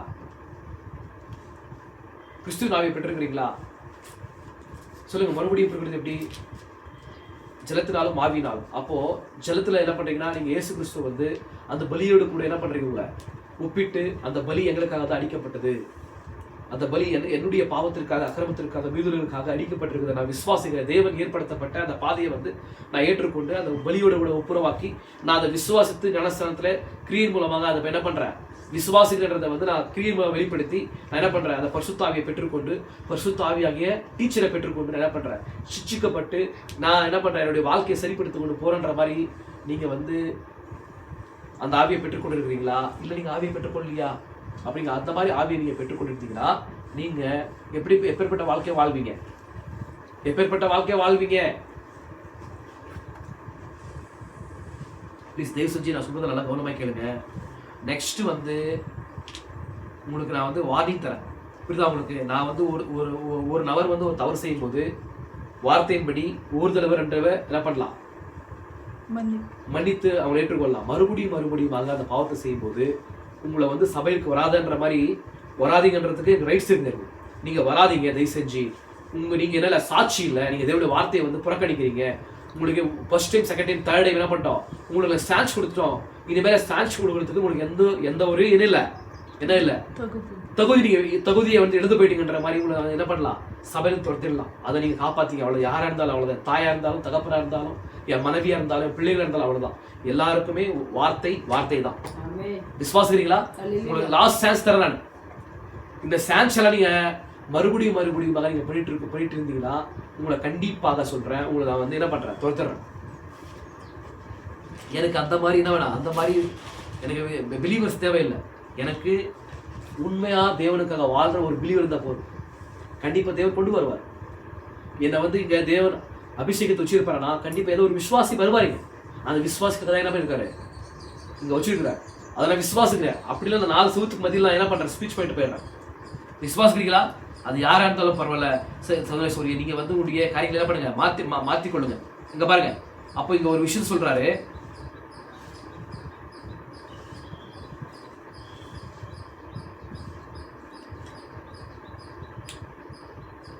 அது நியாயப்பிரமாணம் பிரமாணக்காரர் பாருங்கள். ஓ, நீங்கள் இதை செய்ய வேண்டும், நீங்கள் இதை செய்யவில்லை என்றால் நீங்கள் ஒரு கிறிஸ்தவர் அல்ல. நீங்கள் ஓய்வு நாளை கடைபிடிக்கவில்லை என்றால், நீங்கள் செய்யவில்லை என்றால், நீங்கள் மாம்ச புசித்தல், நீங்கள் இந்த காரியங்களை செய்தல், இவை யாவும் நியாயப்பிரமாணம் சார்ந்த கருத்துக்கள். நீங்கள் சபைக்கு செல்லுதல் வேண்டும். நீங்கள் செல்லவில்லை என்றால் நீங்கள் அதற்கான ஒரு அபராதத்தை செலுத்த வேண்டும். நீங்கள்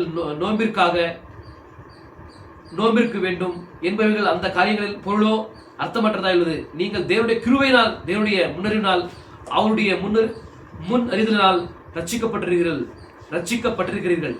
தேவன் ஆபிரகாமை முன்னறிவினால் அழைத்தார். அவர் ஏசாவை எதிர்த்து யாக்கோபை நேசித்தார். அவர்கள் இருவரும் பிறப்பதற்கு முன்பே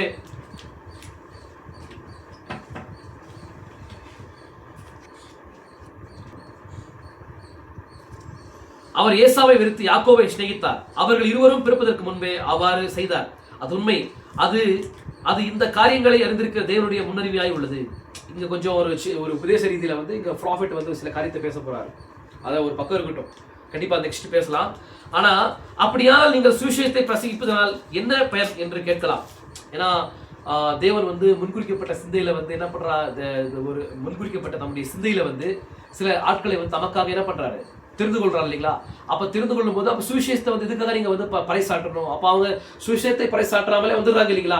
அப்ப தேவன் வந்து ஒரு பர்ஃபெக்ஷனான ஒரு நிலைக்கு ஒருத்தர் தெரிந்து கொள்ளும் போது அவங்க என்ன பண்ணுவாங்க, அவங்க எப்படி இருந்தாலும் வந்துடுறாங்கன்ற மாதிரி ஒரு உபதேசம் இருக்குது. அதான் ஆர்மினிஸ்ட் கொள்கை. விசுவாசிக்கிறீங்களா?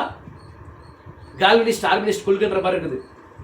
அப்படி அந்த கொள்கை சார்ந்தவர்கள் வந்து இப்பேற்பட்ட ஒரு கொஸ்டின் வைக்கும் போது அப்ப நீங்க எதுக்கு நீங்க சுவிசேஷத்தை வந்து என்ன பண்றீங்க, சுவிசேஷத்தை வந்து அப்படியால் நீங்கள் சுவிசேஷத்தை பிரசங்கிப்பதனால் என்ன பயன் என்று கேட்கலாம்.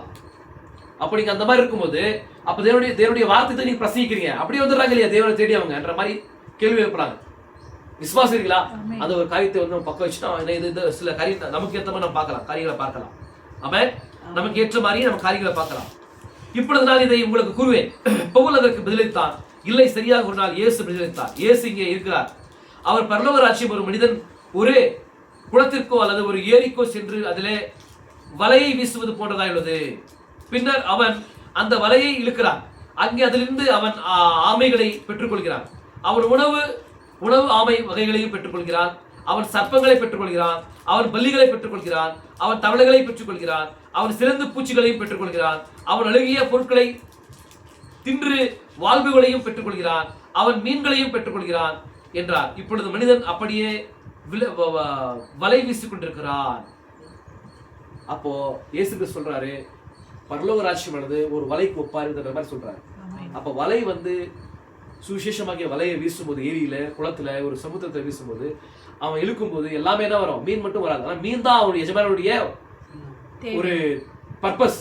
அந்த பர்பஸ் தான் என்ன பண்றாங்க, அந்த ஒரு நோக்கத்துல தான் வலையை வீசுறான். ஆனா எல்லாமே வருது. அப்ப எல்லாம் வரும்போது என்ன வருது? பாம்பு வருது, சிலந்தி வருது, தவளை வருது, இன்னும் ஆமை வருது. இப்படிதான் பரலோக ராஜ்யமாகிய சுவிசேஷத்தை வீசும்போது எல்லா ஜீவன்கள் என்ன பண்ணும்? வலையில வரும். அவன் கரைக்கு இழுத்து அங்க விடும்போது மீன் என்ன ஆகும்? எல்லாமே வரும். மீன் இருக்கும். ஆனா என்ன பண்ணும்? இந்த தவளை என்ன பண்ணும்? அங்கிட்டு பார்க்கும். என்ன பண்ணும்? டக்குன்னு எகிரிடும். அவருடைய புத்தி எங்கிருந்து வருமோ அங்கே போகும். ஏன்னா அது ஆரம்பத்துல எது? தவளை. நம் தவளையை எவ்வளவு கழுவி அதை எவ்வளவு நம்ம அதை இது பண்ணாலுமே அது என்ன பண்ணும்? தவளை புத்தியே காட்டும் அது. ஏன்னா அது ஆரம்பத்திலேயே தவளை. அதே மாதிரி பாம்பு என்ன பண்ணும்? பாம்பு மேல வரும். பாம்பு எவ்வளவு நீங்க இது பண்ணாலுமே அது என்ன பண்ணும்? கொஞ்ச நேரம் இருந்துட்டு அப்படியே பார்த்துட்டு சல்லுன்னு அப்படி என்ன போயிடும்? தண்ணி போயிடும். அதே மாதிரிதான் இப்ப விசுவாசம் நிலையானது இருக்குது. நம்ம விசுவாசிக்க சொல்லி என்ன பண்ண ஏமாந்து போயிடுறோம் போதகர்களும் மேய்ப்பர்களும். ஆனா அவங்க மேல இழுத்து அவங்களை கொஞ்ச நேரம் வெயிட் பண்ணும்போது அவங்க யாருன்றத என்ன பண்ணலாம்? எஸ், கிரகித்துக் கொள்ளலாம். அவங்க சிலந்தியா இல்ல ஆமையா? ஆமையுடைய ஆவியை பெற்றிருக்கிறாங்களா?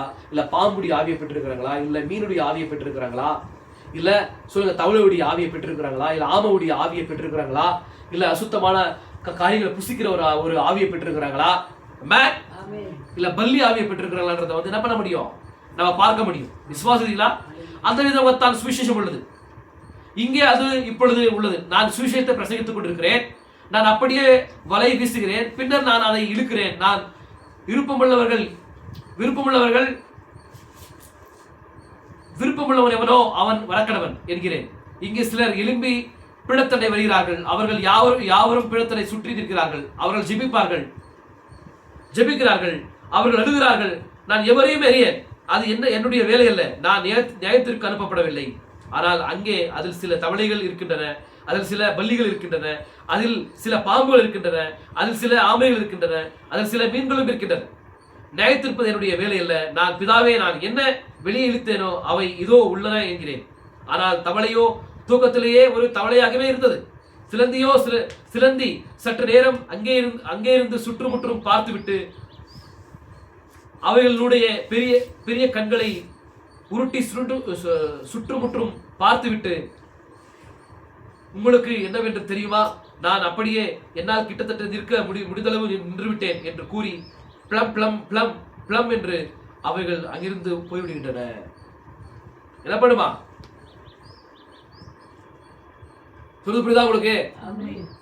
அந்த வைதிக ஸ்ரீயான சர்ப்பமோ தன்னுடைய தலையை உயர்த்தி பார்த்துவிட்டு என்னவென்று உங்களுக்கு தெரியுமா? குட்டைக்கால் சட்டைகளை மட்டுமல்ல காரியங்களை அணிந்து கொள்வதற்கு எதிராக அதை போன்றதை அவர்கள் பிரசங்கிக்க போவதா இருந்தால் அது என்னை தாக்குகிறதாய் உள்ளது. ஆகையால் நான் அந்த பரிசுத்த உருளைகள் கூட்டத்திலிருந்து விலகி விடுவேன். என்ன பண்ணதா அந்த ஒரு பாம்பு அந்த வைதிக ஸ்ரீயான சர்ப்பமோ இந்த மாதிரி குட்டைக்கால் சட்டைகளை நீங்க போடக்கூடாது. நீங்க சரியான ரீதியில் நீங்க பெண்கள் தேவனுடைய வார்த்தை இப்படி அலங்கரித்துக் கொள்ளணும். நீங்க மேக்கப் பண்ணக்கூடாது. உதடுகளுக்கு லிப்டிக் பூசக்கூடாது அப்படின்னு சொல்லும் போது இல்ல நான் என்ன பண்ண முடியாது, அந்த மாதிரி வார்த்தைகளுக்கெல்லாம் நான் கீழ்படுத்தி இருக்க முடியாதுன்னு சொல்லி அந்த ஒரு சர்ப்பம் என்ன பண்ணுது? திருப்பி மறுபடியும் தண்ணிக்கு போயிடுது. புரியுதா உங்களுக்கு?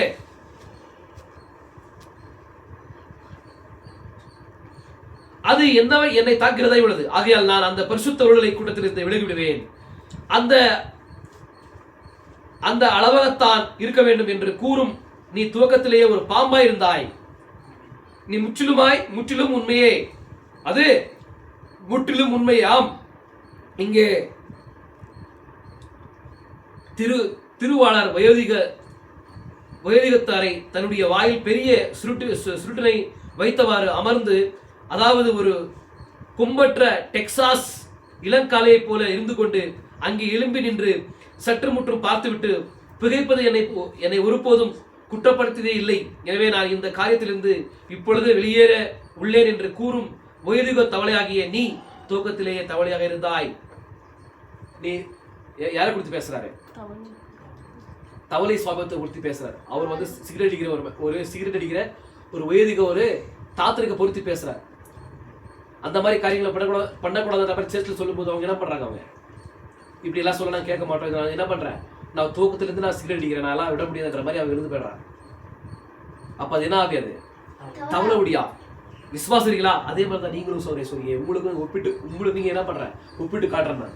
நீங்க துவக்கத்துல வந்து என்ன ஆவியை பெற்றிருந்தீங்க, என்ன ஆவியை வந்து நீங்க பெற்றிருந்தீங்களோ, உங்களுக்கு எவ்வளவு வந்து நாங்க என்ன வார்த்தையை சொல்லி எவ்வளவு கற்றுக் கொடுத்தாலுமே நீங்க மறுபடியும் வந்து அதே நீங்க வேலையை செஞ்சீங்கன்னா நீங்க எந்த ஆவின்றத வந்து நீங்க என்ன பண்ணுங்க, நீங்களே என்ன பண்ணுங்க, எஸ் உங்களை குறித்து நினைவு கூறுங்க. புரியுதா? அது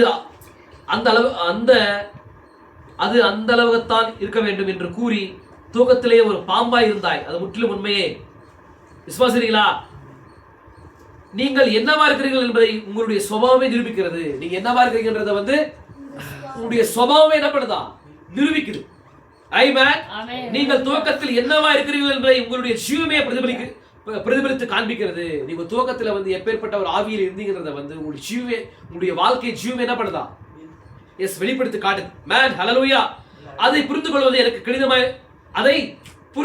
எனக்கு கடினமானதா இருக்கவில்லை.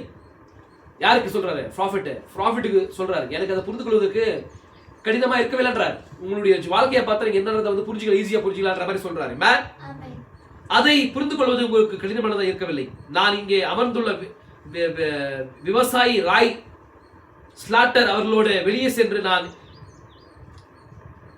எருக்குவியலின் மேல் பன்றிகளை அந்த குவியலை அவைகள் புசிப்பதை கண்டால் நான் அதை குறித்து மோசமாக எதுவுமே எண்ணிக் கொள்ள மாட்டேன். இப்போ அவங்க 2 பேருமே ஒரு போனாங்கன்னா அங்க பன்றிகள் வந்து என்ன பண்ணும்? சில காரியங்களை புசிக்கும். அதை பார்த்து என்ன பண்ண மாட்டாரா? ப்ராஃபிட் என்ன பண்ண மாட்டாரா? வேதனைப்பட மாட்டாரா? அது துவக்கத்திலேயே ஒரு பன்றி. அது அப்ப துவக்கத்திலேயே பன்றியா இருக்கும்போது அது என்ன பண்ணும்? பன்றி சுபாவத்தை வெளிப்படுத்தும். நான் சொல்றது புரியுதா உங்களுக்கு? பன்றி சுபாவத்தை என்ன பண்ணும்? வெளிப்படுத்தும். அதனால என்ன பண்ண மாட்டார்? அவரு கவலைப்பட மாட்டார். எஸ், குவியலை இங்க பாருங்க, நான் எருக்குவியலின் மேல் பன்றிகளை அந்த குவியலை அவைகள் புசிப்பதை கண்டால் நான் அதை குறித்து மோசமாக எதையுமே எண்ணிக்கொள்ள மாட்டேன். அது ஒரு பன்றியாய் உள்ளது. ஆனால் நான் ஒரு ஆட்டுக்குட்டியை அந்த இருக்குவியலின் மேல் கண்டால் அப்பொழுது நான் வியாப்புருவேன். ஒரு ஆட்டுக்குட்டி வந்து பன்றி மேய்றத வந்து பெய்யும் போது என்ன பண்றேன்? நான் வந்து வேதனைப்படுறேன், ஆச்சரியப்படுறேன்.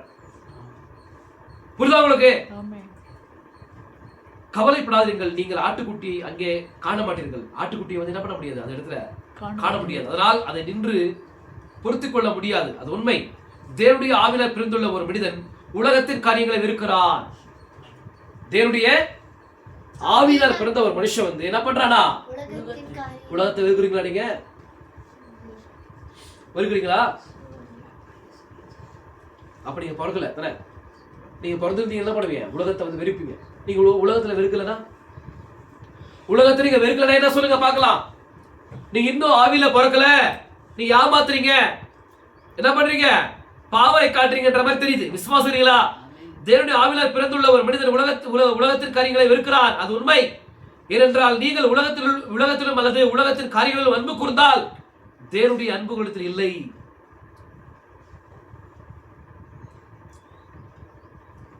நான் ஒவ்வொரு நாளும் ஸ்திரீகளோடு சுற்றி திரிந்து கொண்டு, இங்க பாருங்க, நான் ஒவ்வொரு நாளும் ஸ்திரீகளோடு சுற்றி திரிந்து கொண்டு அதே சமயத்தில் நான் என் மனைவியிடத்தில் வந்து நான் அவளை நேசிக்கிறேன் என்று கூறினால் நான் ஒரு பொய்யன் என்பதை அவள் அறிந்து கொள்வாள்.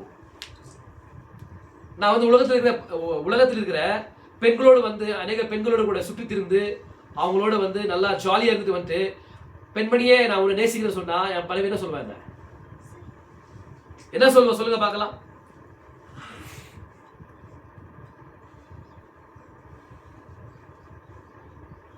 நான் அவளை நேசிக்கிறேன் என்று கூறினால் நான் ஒரு பொய்யன் என்பதை அவள் அறிந்து கொள்வாள். நான் ஒரு பொய்யன் என்பதை அவள் என்ன பண்ணாவா?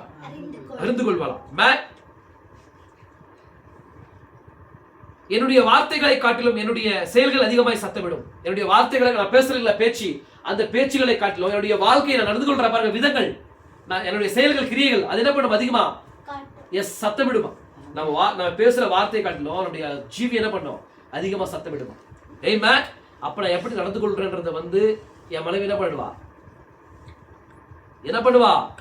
எஸ், அடையாளம் கண்டுகொள்வா. நிச்சயமாக நான் அவளை நேசிக்கவில்லை என்பதை நான் அவளுக்கு நிரூபிக்கிறேன். நிச்சயமாக நான் அவளை நேசிக்கவில்லை என்பதை நான் அவளுக்கு நிரூபிக்கிறேன். ஏன்னா என்னோட கிரியைகள் அப்படி இருக்குது. நான் நேசிக்கலைன்றத வந்து என்ன பண்ணுது? என்னோட கிரியைகள் வந்து எஸ் வெளிப்படுத்துகிறது. ஆமென். ஏனென்றால் நான் அவளிடத்தில் உண்மையா இருக்கவில்லை. நான் உண்மையா இருந்தா என்ன பண்ணுவேன்? அவள் எதிர்பார்க்கிற மாதிரி வாழ்வேன். நான் அவளுக்கு உண்மையா இல்லை, அதனால என்ன பண்றேன்? நான் வந்து மோசம் பண்றேன், மாய்மாலம் பண்றேன். அவளும் என்னை நேசிப்பதாக என்னிடத்தில் கூறிவிட்டு ஒவ்வொரு முறையும் நான் வெளியே சென்றுவிட்ட பிறகு அவள் யாரோ ஒருவரை கூட்டிக் கொண்டு சுட்டினால் அவள் என்னை நேசிக்கவில்லை. அவள் என்ன பண்ற? வீட்டுல வந்து நான் அவளை நேசிக்கிற மாதிரி சொல்லிட்டு வெளியே போயிட்டு இன்னும் அநேகமான நபர்களோடு கூட சுற்றித்திருந்தால் அவள் என்ன பண்ணல? உண்மையான நேசிக்கல. அவள் என்னை நேசிக்கவில்லை என்பதை அது நிரூபிக்கிறது. சரி, அவளுடைய செய்கைகள் அதை நிரூபிக்கின்றன. அவள் எவ்வளவுதான் இடத்தில் நான் உம்மை நேசிக்கிறேன், உலகத்தில் உம்மை தவிர வேற யாரையும் நான் நேசிக்கவில்லை என்று கூற முயற்சித்தாலும் நான் கவலைப்பட மாட்டேன். அவள் ஒரு பொய்க்காரியா இருக்கிறாள். அவள் பேசும்போது என்னை உன்னை நேசிக்கிற, உலகத்துல யாரையும் நேசிக்கல, நான் உன்னைதான் என்ன பண்றேன்? நான் உம்மை நேசிக்கிறேன், உலகத்தில் உம்மை தவிர நான் வேற யாரையும் நேசிக்க மாட்டேன்ற மாதிரி சொன்னா கூட அவ யாரா இருக்கிறாவ? அவ பொய்க்காரியா இருக்கிறாள் என்பதை நான் அறிவேன். அவ மாய்மலக்காரியா இருக்கிறாள் என்பதை அறிவேன். நீங்களோ கர்த்தாவே நான் உம்மை நேசிக்கிறேன் என்று கூறி என்ன பண்றீங்க? கர்த்தாவே நான் உங்களை நேசிக்கிறேன் என்று சொல்றீங்களா? என்ன சொல்றீங்க? கர்த்தாவே நான் உம்மை நேசிக்கிறேன் என்று கூறி முயற்சித்து உலகத்தின் காரியங்களை செய்து கொண்டிருந்தால் நீங்கள் துவக்கத்திலேயே ஒரு பொய்யா இருக்கிறீர்கள். துவக்கத்திலேயே நீங்க யாரா இருக்கிறீங்க? பொய்யாரா இருக்கிறீர்கள் என்பதை தேவன் அறிந்திருக்கிறார். அப்படி தேவனே உங்களை நேசிக்கிறோம், ஏசப்பா நான் உங்களை நேசிக்கிறோம். எங்க தேவன் யார் தெரியுமா? இயேசு கிறிஸ்து. நாங்க யார் தெரியுமா? இயேசு கிறிஸ்துவை வந்து வணங்குறோம், பிள்ளைகளா இருக்கிறோம். ஆனா எங்களுடைய வாழ்க்கைகளை பார்த்தா கப்படிக்குது. எங்களோட வாழ்க்கைகளை பார்த்தா முன்னாடி போகும்போது பின்னாடி துப்புறாங்க. சொல்லுங்க பார்க்கலாம். சொல்லுங்க, நீங்க தூக்கத்திலேயே நீங்க யாரா இருக்கிறீங்க? மாயமாலக்காரரா இருக்கிறீங்க. நீங்க மாயமாலக்காரரா இருக்கிறதுலதான் உங்களை வந்து முன்னாடி விட்டு பின்னாடி துப்புறாங்க. அப்போ உங்களுடைய வாழ்க்கை நீங்க யாருன்றதை வந்து என்ன பண்ணுது? நிரூபிக்குது. நீங்க எந்த ஆவில கட்டப்பட்டிருக்கிறீங்க? நீங்க மறுபடியும் பிறந்திருக்கிறீங்களா? பொறுக்கலையா? தேவனுடைய ஆவில பிறந்திருக்கிறீங்களா இல்லையா?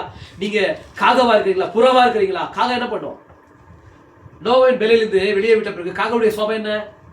அசுத்தமானதையும் புசிக்கும், பரிசுத்தமானதையும் புசிக்கும். அப்படிதான் நீங்க பண்றது. சில ஆட்கள் இங்க உட்கார்ந்து வார்த்தை கேட்குறீங்க, அங்க போயிட்டு வேற வேலையை பண்ணுவீங்க. அப்படி யார்? காக்கா. நீங்க காக்கா ஆவியை பெற்றவர்கள் தான் நீங்க அந்த மாதிரி பண்றது. விசுவாசிகளா? காக்கா ஆவியை பெற்றவங்க என்ன பண்றாங்கன்னா அசுத்தமானதையும் புசிக்கிறாங்க. ஏன்னா புறா புசிக்கிறது என்ன? கோதுமை புசிக்கும். அந்த கோதுமை புசிக்கிற இடத்துல கூட காக்கா இருக்கும். நீங்க பாத்துக்கிறீங்களா? கோதுமை புசிக்கிற இடத்துல காக்கா இருக்கும். திருப்பி அசுத்தமான கருத்தை புசிக்கிறது காக்கா புசிக்கும். எங்க புசிக்கும்? இங்க இந்த தவளைகள் இந்த ஏதாச்சும் அடிப்பட்டு இல்ல பாம்பு வந்து இந்த காருக்கோ பஸ்க்கு கிடைச்சி அதோடைய மாம்சமானது ரோட்ல இருந்தா அதை வந்து என்ன பண்ணும்? புசிக்கும். இது அப்ப அசுத்தமானது இல்லைங்களா? அசுத்தமானதையும் புசிக்கும் இது காக்கா. ஆனா பரிசுத்தமானதையும் புசிக்கும். ஆனா புறா அந்த மாதிரி இல்ல. புறா என்ன பண்ணும்? புறா வந்து பாருங்க, அவரு நோவா வெளியிலிருந்து வெளியே விடுறாரு. வெளியே விட்ட பிறகு எங்குமே உட்காரல. அந்த அசுத்தமான கருத்தை பார்த்து புறா என்ன பண்ணல, அந்த தண்ணீர்னால மிதக்கப்பட்ட அந்த பாடிஸை பார்த்து, அந்த சிறுகளை பார்த்து எங்குமே உட்கார்றதுக்கு இடமில்லாம ஆயிடுச்சு. இருக்கு புறாவுக்கு. அதனால என்ன திருப்பியும் வேலைக்கு வந்துச்சு. ஆனா காக்கா வரல. ஏன் வரல? காக்கா வந்து அசுத்தமான காரியத்தை புசிக்குது இல்லைங்களா, அதோடைய சோபம் அதுக்கு உண்டான காரியம் கிடைச்சிச்சு அதுக்கு. அதனால என்ன படிச்சது, உலகத்திலேயே போயிடுச்சு. ஆனா புறா என்ன பண்ணல, உட்கார்றதுக்கு எந்த அசுத்தமான இடம், அது அசுத்தமான இடத்துல வந்து உட்கார்றதுக்கு இடம் இல்லாம அது என்ன படிச்சது, மறுபடியும் வேலைக்குள்ள வந்துச்சு. விசுவாசிங்களா? ஆனா காக்காக்கு வந்து அசுத்தமான உணவு புசிக்கிறதுக்கு அதால முடியும், பரிசுத்தமான ஆகாரத்தையும் புசிக்க முடியும். ஏன்னா அதுக்குள்ள அந்த மாதிரி ஒரு என்னது நம்ம சொல்றோம் இல்லைங்களா, அந்த தண்ணீர் இருக்கும். அதுக்குள்ள பித்தநீர், என்னது பித்தநீர் வந்து அதை வந்து அசுத்தங்களை வந்து கரைக்கிற ஒரு தண்ணி அது இருக்கும். ஆனா புறாக்குள்ள அந்த தண்ணீர் இருக்காது. புரியுதா உங்களுக்கு? நான் சொல்றது புரியுதா? புறாக்குள்ள அந்த மாதிரி தண்ணீர், பித்தநீர் தண்ணி இருக்காது. ஏன்னா அந்த மாதிரி அசுத்தமான ஆகாரத்தை புஷிச்சுனா அன்னைக்கு அது என்ன ஆயிடும், எஸ் மரிச்சுக்கும்.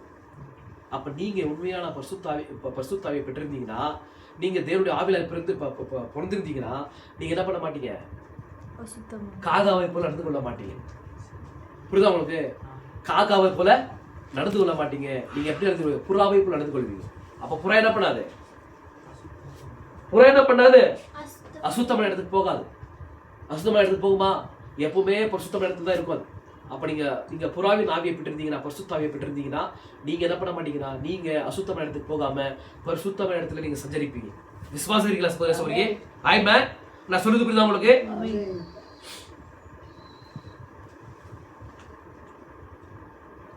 நீங்களோ கர்த்தாவே நான் உம்மை நேசிக்கிறேன் என்று கூறி முயற்சித்து உலகத்தின் காரியங்களை செய்து கொண்டிருந்தால் நீங்கள் துவக்கத்திலேயே ஒரு பொய்யாரா இருக்கிறீர்கள் என்பதை தேவன் அறிந்திருக்கிறார். ஏன் அவ்வாறு?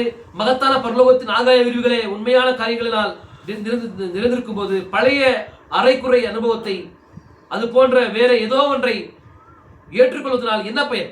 நீங்கள் ஏன் ஒரு பிரதிபிக்கத்தக்க பாசங்க செய்கிற அரைக்குறையான அரைவே காடு கொண்ட கிறிஸ்தவர் என்று அழைக்கப்படவராய் இருக்க வேண்டும் என்று விரும்புகிறீர்கள்? நீங்கள் உண்மையாகவே மீண்டும் பிறந்த ஒரு தேவனுடைய பிள்ளையாய் பரலோகத்தின் சந்தோஷ மணிகள் உங்கள் இருதயத்தில் ஒலித்துக் கொண்டிருக்க களி கூறிக்கொண்டு தேவனை துதித்துக் கொண்டு இயேசு கிறிஸ்துவின் மூலமாக ஒரு வெற்றுள்ள வாழ்க்கை வாழ முடியுமே. அப்பேற்பட்ட ஒரு வாழ்க்கையை வாழ்ந்து நீங்க நிந்திக்கப்படுறதுக்கு பதிலாக நீங்க தேவனுடைய பிள்ளைகளாக வாழலாமே என்ற மாதிரி கேட்கிறார். யார் கேட்கறது? ப்ராஃபெட். விசுவாசிக்கிறீங்களா? நீங்களாகவே அதை செய்ய முயற்சிப்பதல்ல.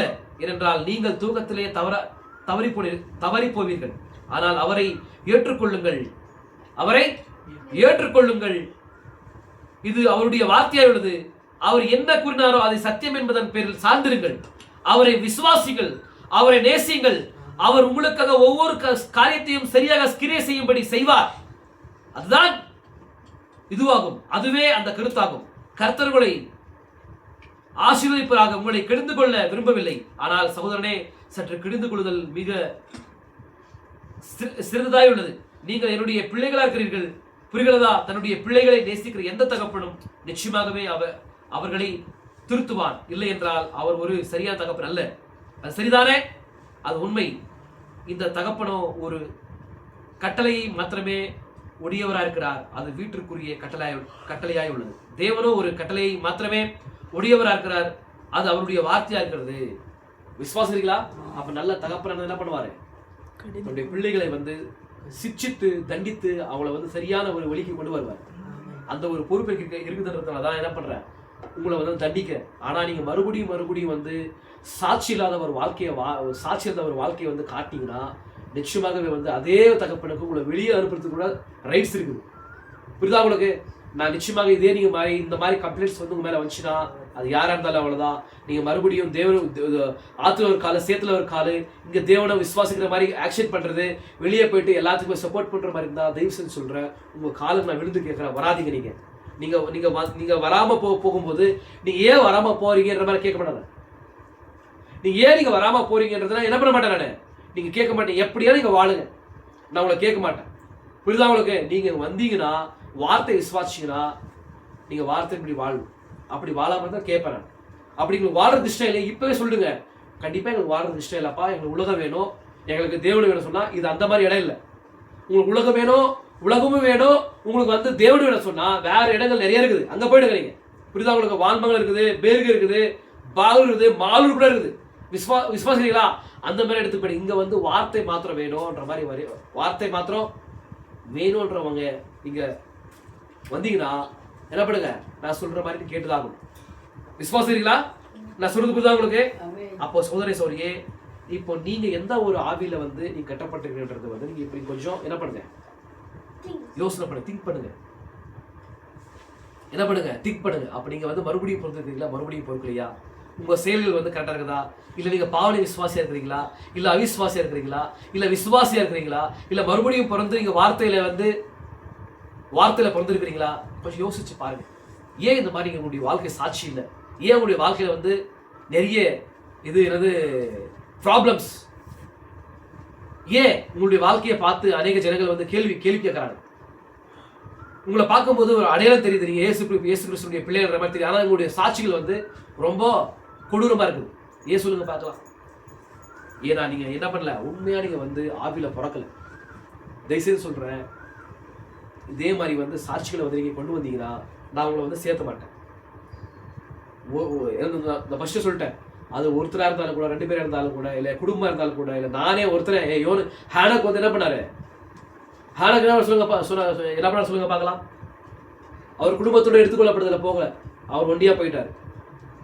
அவரு தேவனுடைய வார்த்தையோடு கூட தேவனோட சஞ்சரித்துக் கொண்டு அவர் காணப்படாதபடிக்கு அவர் எடுத்துக்கொள்ளப்பட்டார். அப்ப எடுத்துக்கொள்ளப்படுறது வந்து எல்லாருக்குமே இல்லை. புரியுதா உங்களுக்கு? அப்ப யார் வார்த்தையோடு கூட உண்மையா வந்து வார்த்தையாய் மாறுறாங்களோ, வார்த்தையோடு கூட நடந்து சஞ்சரித்து வார்த்தையா மாறுறாங்களோ அவங்களுக்கு தான் எடுத்துக்கொள்ளப்படுது. விசுவாசிங்களா? அதனால சோரியே நல்லா கவனமாய் கேளுங்க. இங்க பேசுற வார்த்தைகள் வந்து உங்களுடைய இருதயத்தை குத்தப்பட்டு உங்களுடைய சுவாபத்தை மாற்றிக்கொள்ளுங்க. நீங்க தேவனுடைய வார்த்தைகள் வந்து மறுபடியும் பிறந்து ஒரு வைராக்கியமான ஒரு வாழ்க்கையை வாழுங்க. தேவனுக்காக இப்படிதான் வாழணுன்ற மாதிரி ஒரு அர்ப்பணிக்கப்பட்ட ஒரு வாழ்க்கையை வாழுங்க. இன்னைக்கு ஒப்பு கொடுங்க தேவனிடத்துல, ஆண்டவரே என்னுடைய வாழ்க்கையை வந்து எப்படி பண்ணுங்க, மாற்றி போடுங்க. மற்றவர்கள் வந்து என்னை வந்து குறை கூறாதபடிக்கு என்னுடைய வாழ்க்கை எனக்கு மாறணும், என் வாழ்க்கையை வந்து உண்மை பிரதிபலிக்கணும், நான் தேவனுடைய குமார்த்தியை வாழணும். என் வாழ்க்கையில வெளிப்படுகிற எல்லா கிரியைகளும் செயல்களும் அது வார்த்தையை வந்து நிறைவேறுதல் கொண்டு வரணுன்ற மாதிரி என்ன பண்ணுங்க, ஜெபம் பண்ணுங்க. விசுவாசிங்களா? நான் சொல்றது புரியுதா உங்களுக்கு? தயவுசெய்து சொல்றேன், நல்லா கவனமா கேளுங்க. நான் மறுபடியும் சொல்றேன், நான் இனிமேல சொல்ல மாட்டேன் உங்களுக்கு. இதான் லாஸ்ட் இந்த மாதிரி விஷயங்களை பேசுறது. நீங்க கரெக்டா நடந்துங்கன்னா உங்களுக்கு நல்லது, கரெக்டா நடக்கலையா அது தேவன் பார்த்துப்பார், தேவனுக்குரியது. விசுவாசிங்களா? நான் சொல்ல வேண்டிய என்னுடைய கர்த்தவியத்தை வந்து நான் சொல்லிட்டேன் உங்களுக்கு. புரியுதா உங்களுக்கு? அப்ப அப்ரகாம் வந்து தேவனுடைய வார்த்தையை விட்டு விலகி போகும்போது அவன் என்னடா, அவன் தேவனுடைய தேவனுடைய தண்டனைக்கு உள்ளானான். தேவன் அடிச்சார், இரட்டத்தனையான ஒரு வேதனை பெற்றுக்கொண்டான். அதே மாதிரிதான் நீங்களும் பெற்றுக்கொண்டு, அப்படி நீங்க பெற்றுக்கொண்டு வரணுன்ற மாதிரி நீங்க தேவனுடைய வார்த்தையை புறக்கணிச்சுட்டு போனீங்கன்னா நீங்க பெற்றுக்கொண்டு தான் வருவீங்க.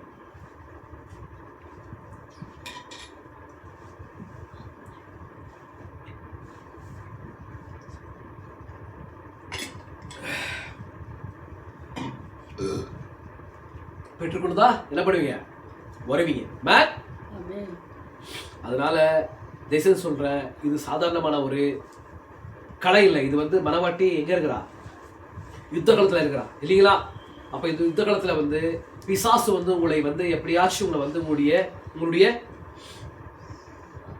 கோலை வந்து மாற்றணுன்றதுக்காக நிறைய விஷயங்களை வந்து கொண்டு வருவான் உங்க மேல. அதெல்லாம் நீங்க என்ன பண்ணணும், அகச்சி கோலை மட்டும் நீங்க வந்து பரலோகத்துக்கு போறதா கோல், நமக்கு ராப்சர், அதை மட்டும் நீங்க என்ன பண்ணணும், எப்பவுமே இருதயத்துல வைத்துக்கொண்டு அதை மட்டும் நினைத்துக்கொண்டு அதுக்காக நம்ம வாழும்போது கண்டிப்பா நம்ம என்ன பண்றோம், நம்ம அதை வந்து நம்முடைய வாழ்க்கையில் நம்ம பார்க்கலாம். விசுவாசிக்கிறீங்களா? நம்ம யாரும் ஜெபிக்கலாமா? ஜெபிக்கலாம். நம்ம யாரும் கண்களை மூடி ஜெபிக்கலாம். அன்பு சொல்ற சகோதரர்களே, நிச்சயமாகவே தேவனோட கூட இதுக்கு பிரத்யேகமாக பேசினார் என்பதை நீங்கள் விசுவாசிக்கிறீங்களா? விசுவாசித்தீங்களா? நீங்க இன்றைக்கு நீங்க அர்ப்பணிங்க, தேவனுக்கு முன்பாக உங்களை அர்ப்பணிங்க. ஆண்டவரே, எங்களை பரிபூர்ணமாக உடைய கருத்துல ஒப்புக் கொடுக்கிறோம். ஆண்டவரே, வார்த்தைக்கு எங்களை தாழ்த்துறோம் என்று சொல்லி நாம் எல்லாரும் கூட அர்ப்பணித்து ஒரு பாடலின் மூலமாக நாம் ஜெபத்தை நடக்கலாம். சொந்தனே சொல்லி, அப்பா என்னை முழுவதும் அர்ப்பணித்தேன் ஐயா, உயிரோடு இருக்கும் நாளெல்லாம் உமக்கு சொந்தமையா. அப்பா என்னை முழுவதும் அர்ப்பணித்தேன் ஐயா, உயிரோடு இருக்கும் நாளெல்லாம் உமக்கு சொந்தமையா. அர்ப்பணித்தேன் நான் அர்ப்பணித்தேன், அர்ப்பணித்தேன் நான் அர்ப்பணித்தேன், என் ஆவி ஆத்ம சரீரம் அர்ப்பணித்தேன், என் ஆவி ஆத்ம சரீரம் அர்ப்பணித்தேன். அப்பா என்னை முழுவதும் அர்ப்பணித்தேன் ஐயா, உயிரோடு இருக்கும் நாளெல்லாம் உமக்கு சொந்தமையா. அப்பா என்னை முழுவதும் அர்ப்பணித்தேன் ஐயா, உயிரோடு இருக்கும் நாளெல்லாம் உமக்கு சொந்தமையா. என் உள்ளமுடலும் எல்லாமே உமக்கு தந்தேன் ஐயா, என் உள்ளமுடலும் எல்லாமே உமக்கு தந்தேன் ஐயா. ஒரு கள்ளம் கபடும் இல்லாமல் காத்து கொள்ளும் ஐயா, ஒரு கள்ளம் கபடும் இல்லாமல் காத்து கொள்ளும் ஐயா. அர்ப்பணித்தேன் நான் அர்ப்பணித்தேன், அர்ப்பணித்தேன் நான் அர்ப்பணித்தேன், என் ஆவி ஆத்ம சரீரம் அர்ப்பணித்தேன், என் ஆவி ஆத்ம சரீரம் அர்ப்பணித்தேன். அப்பா என்னை முழுவதும் அர்ப்பணித்தேன் ஐயா, உயிரோடு இருக்கும் நாளெல்லாம் உமக்கு சொந்தமையா. அப்பா என்னை முழுவதும்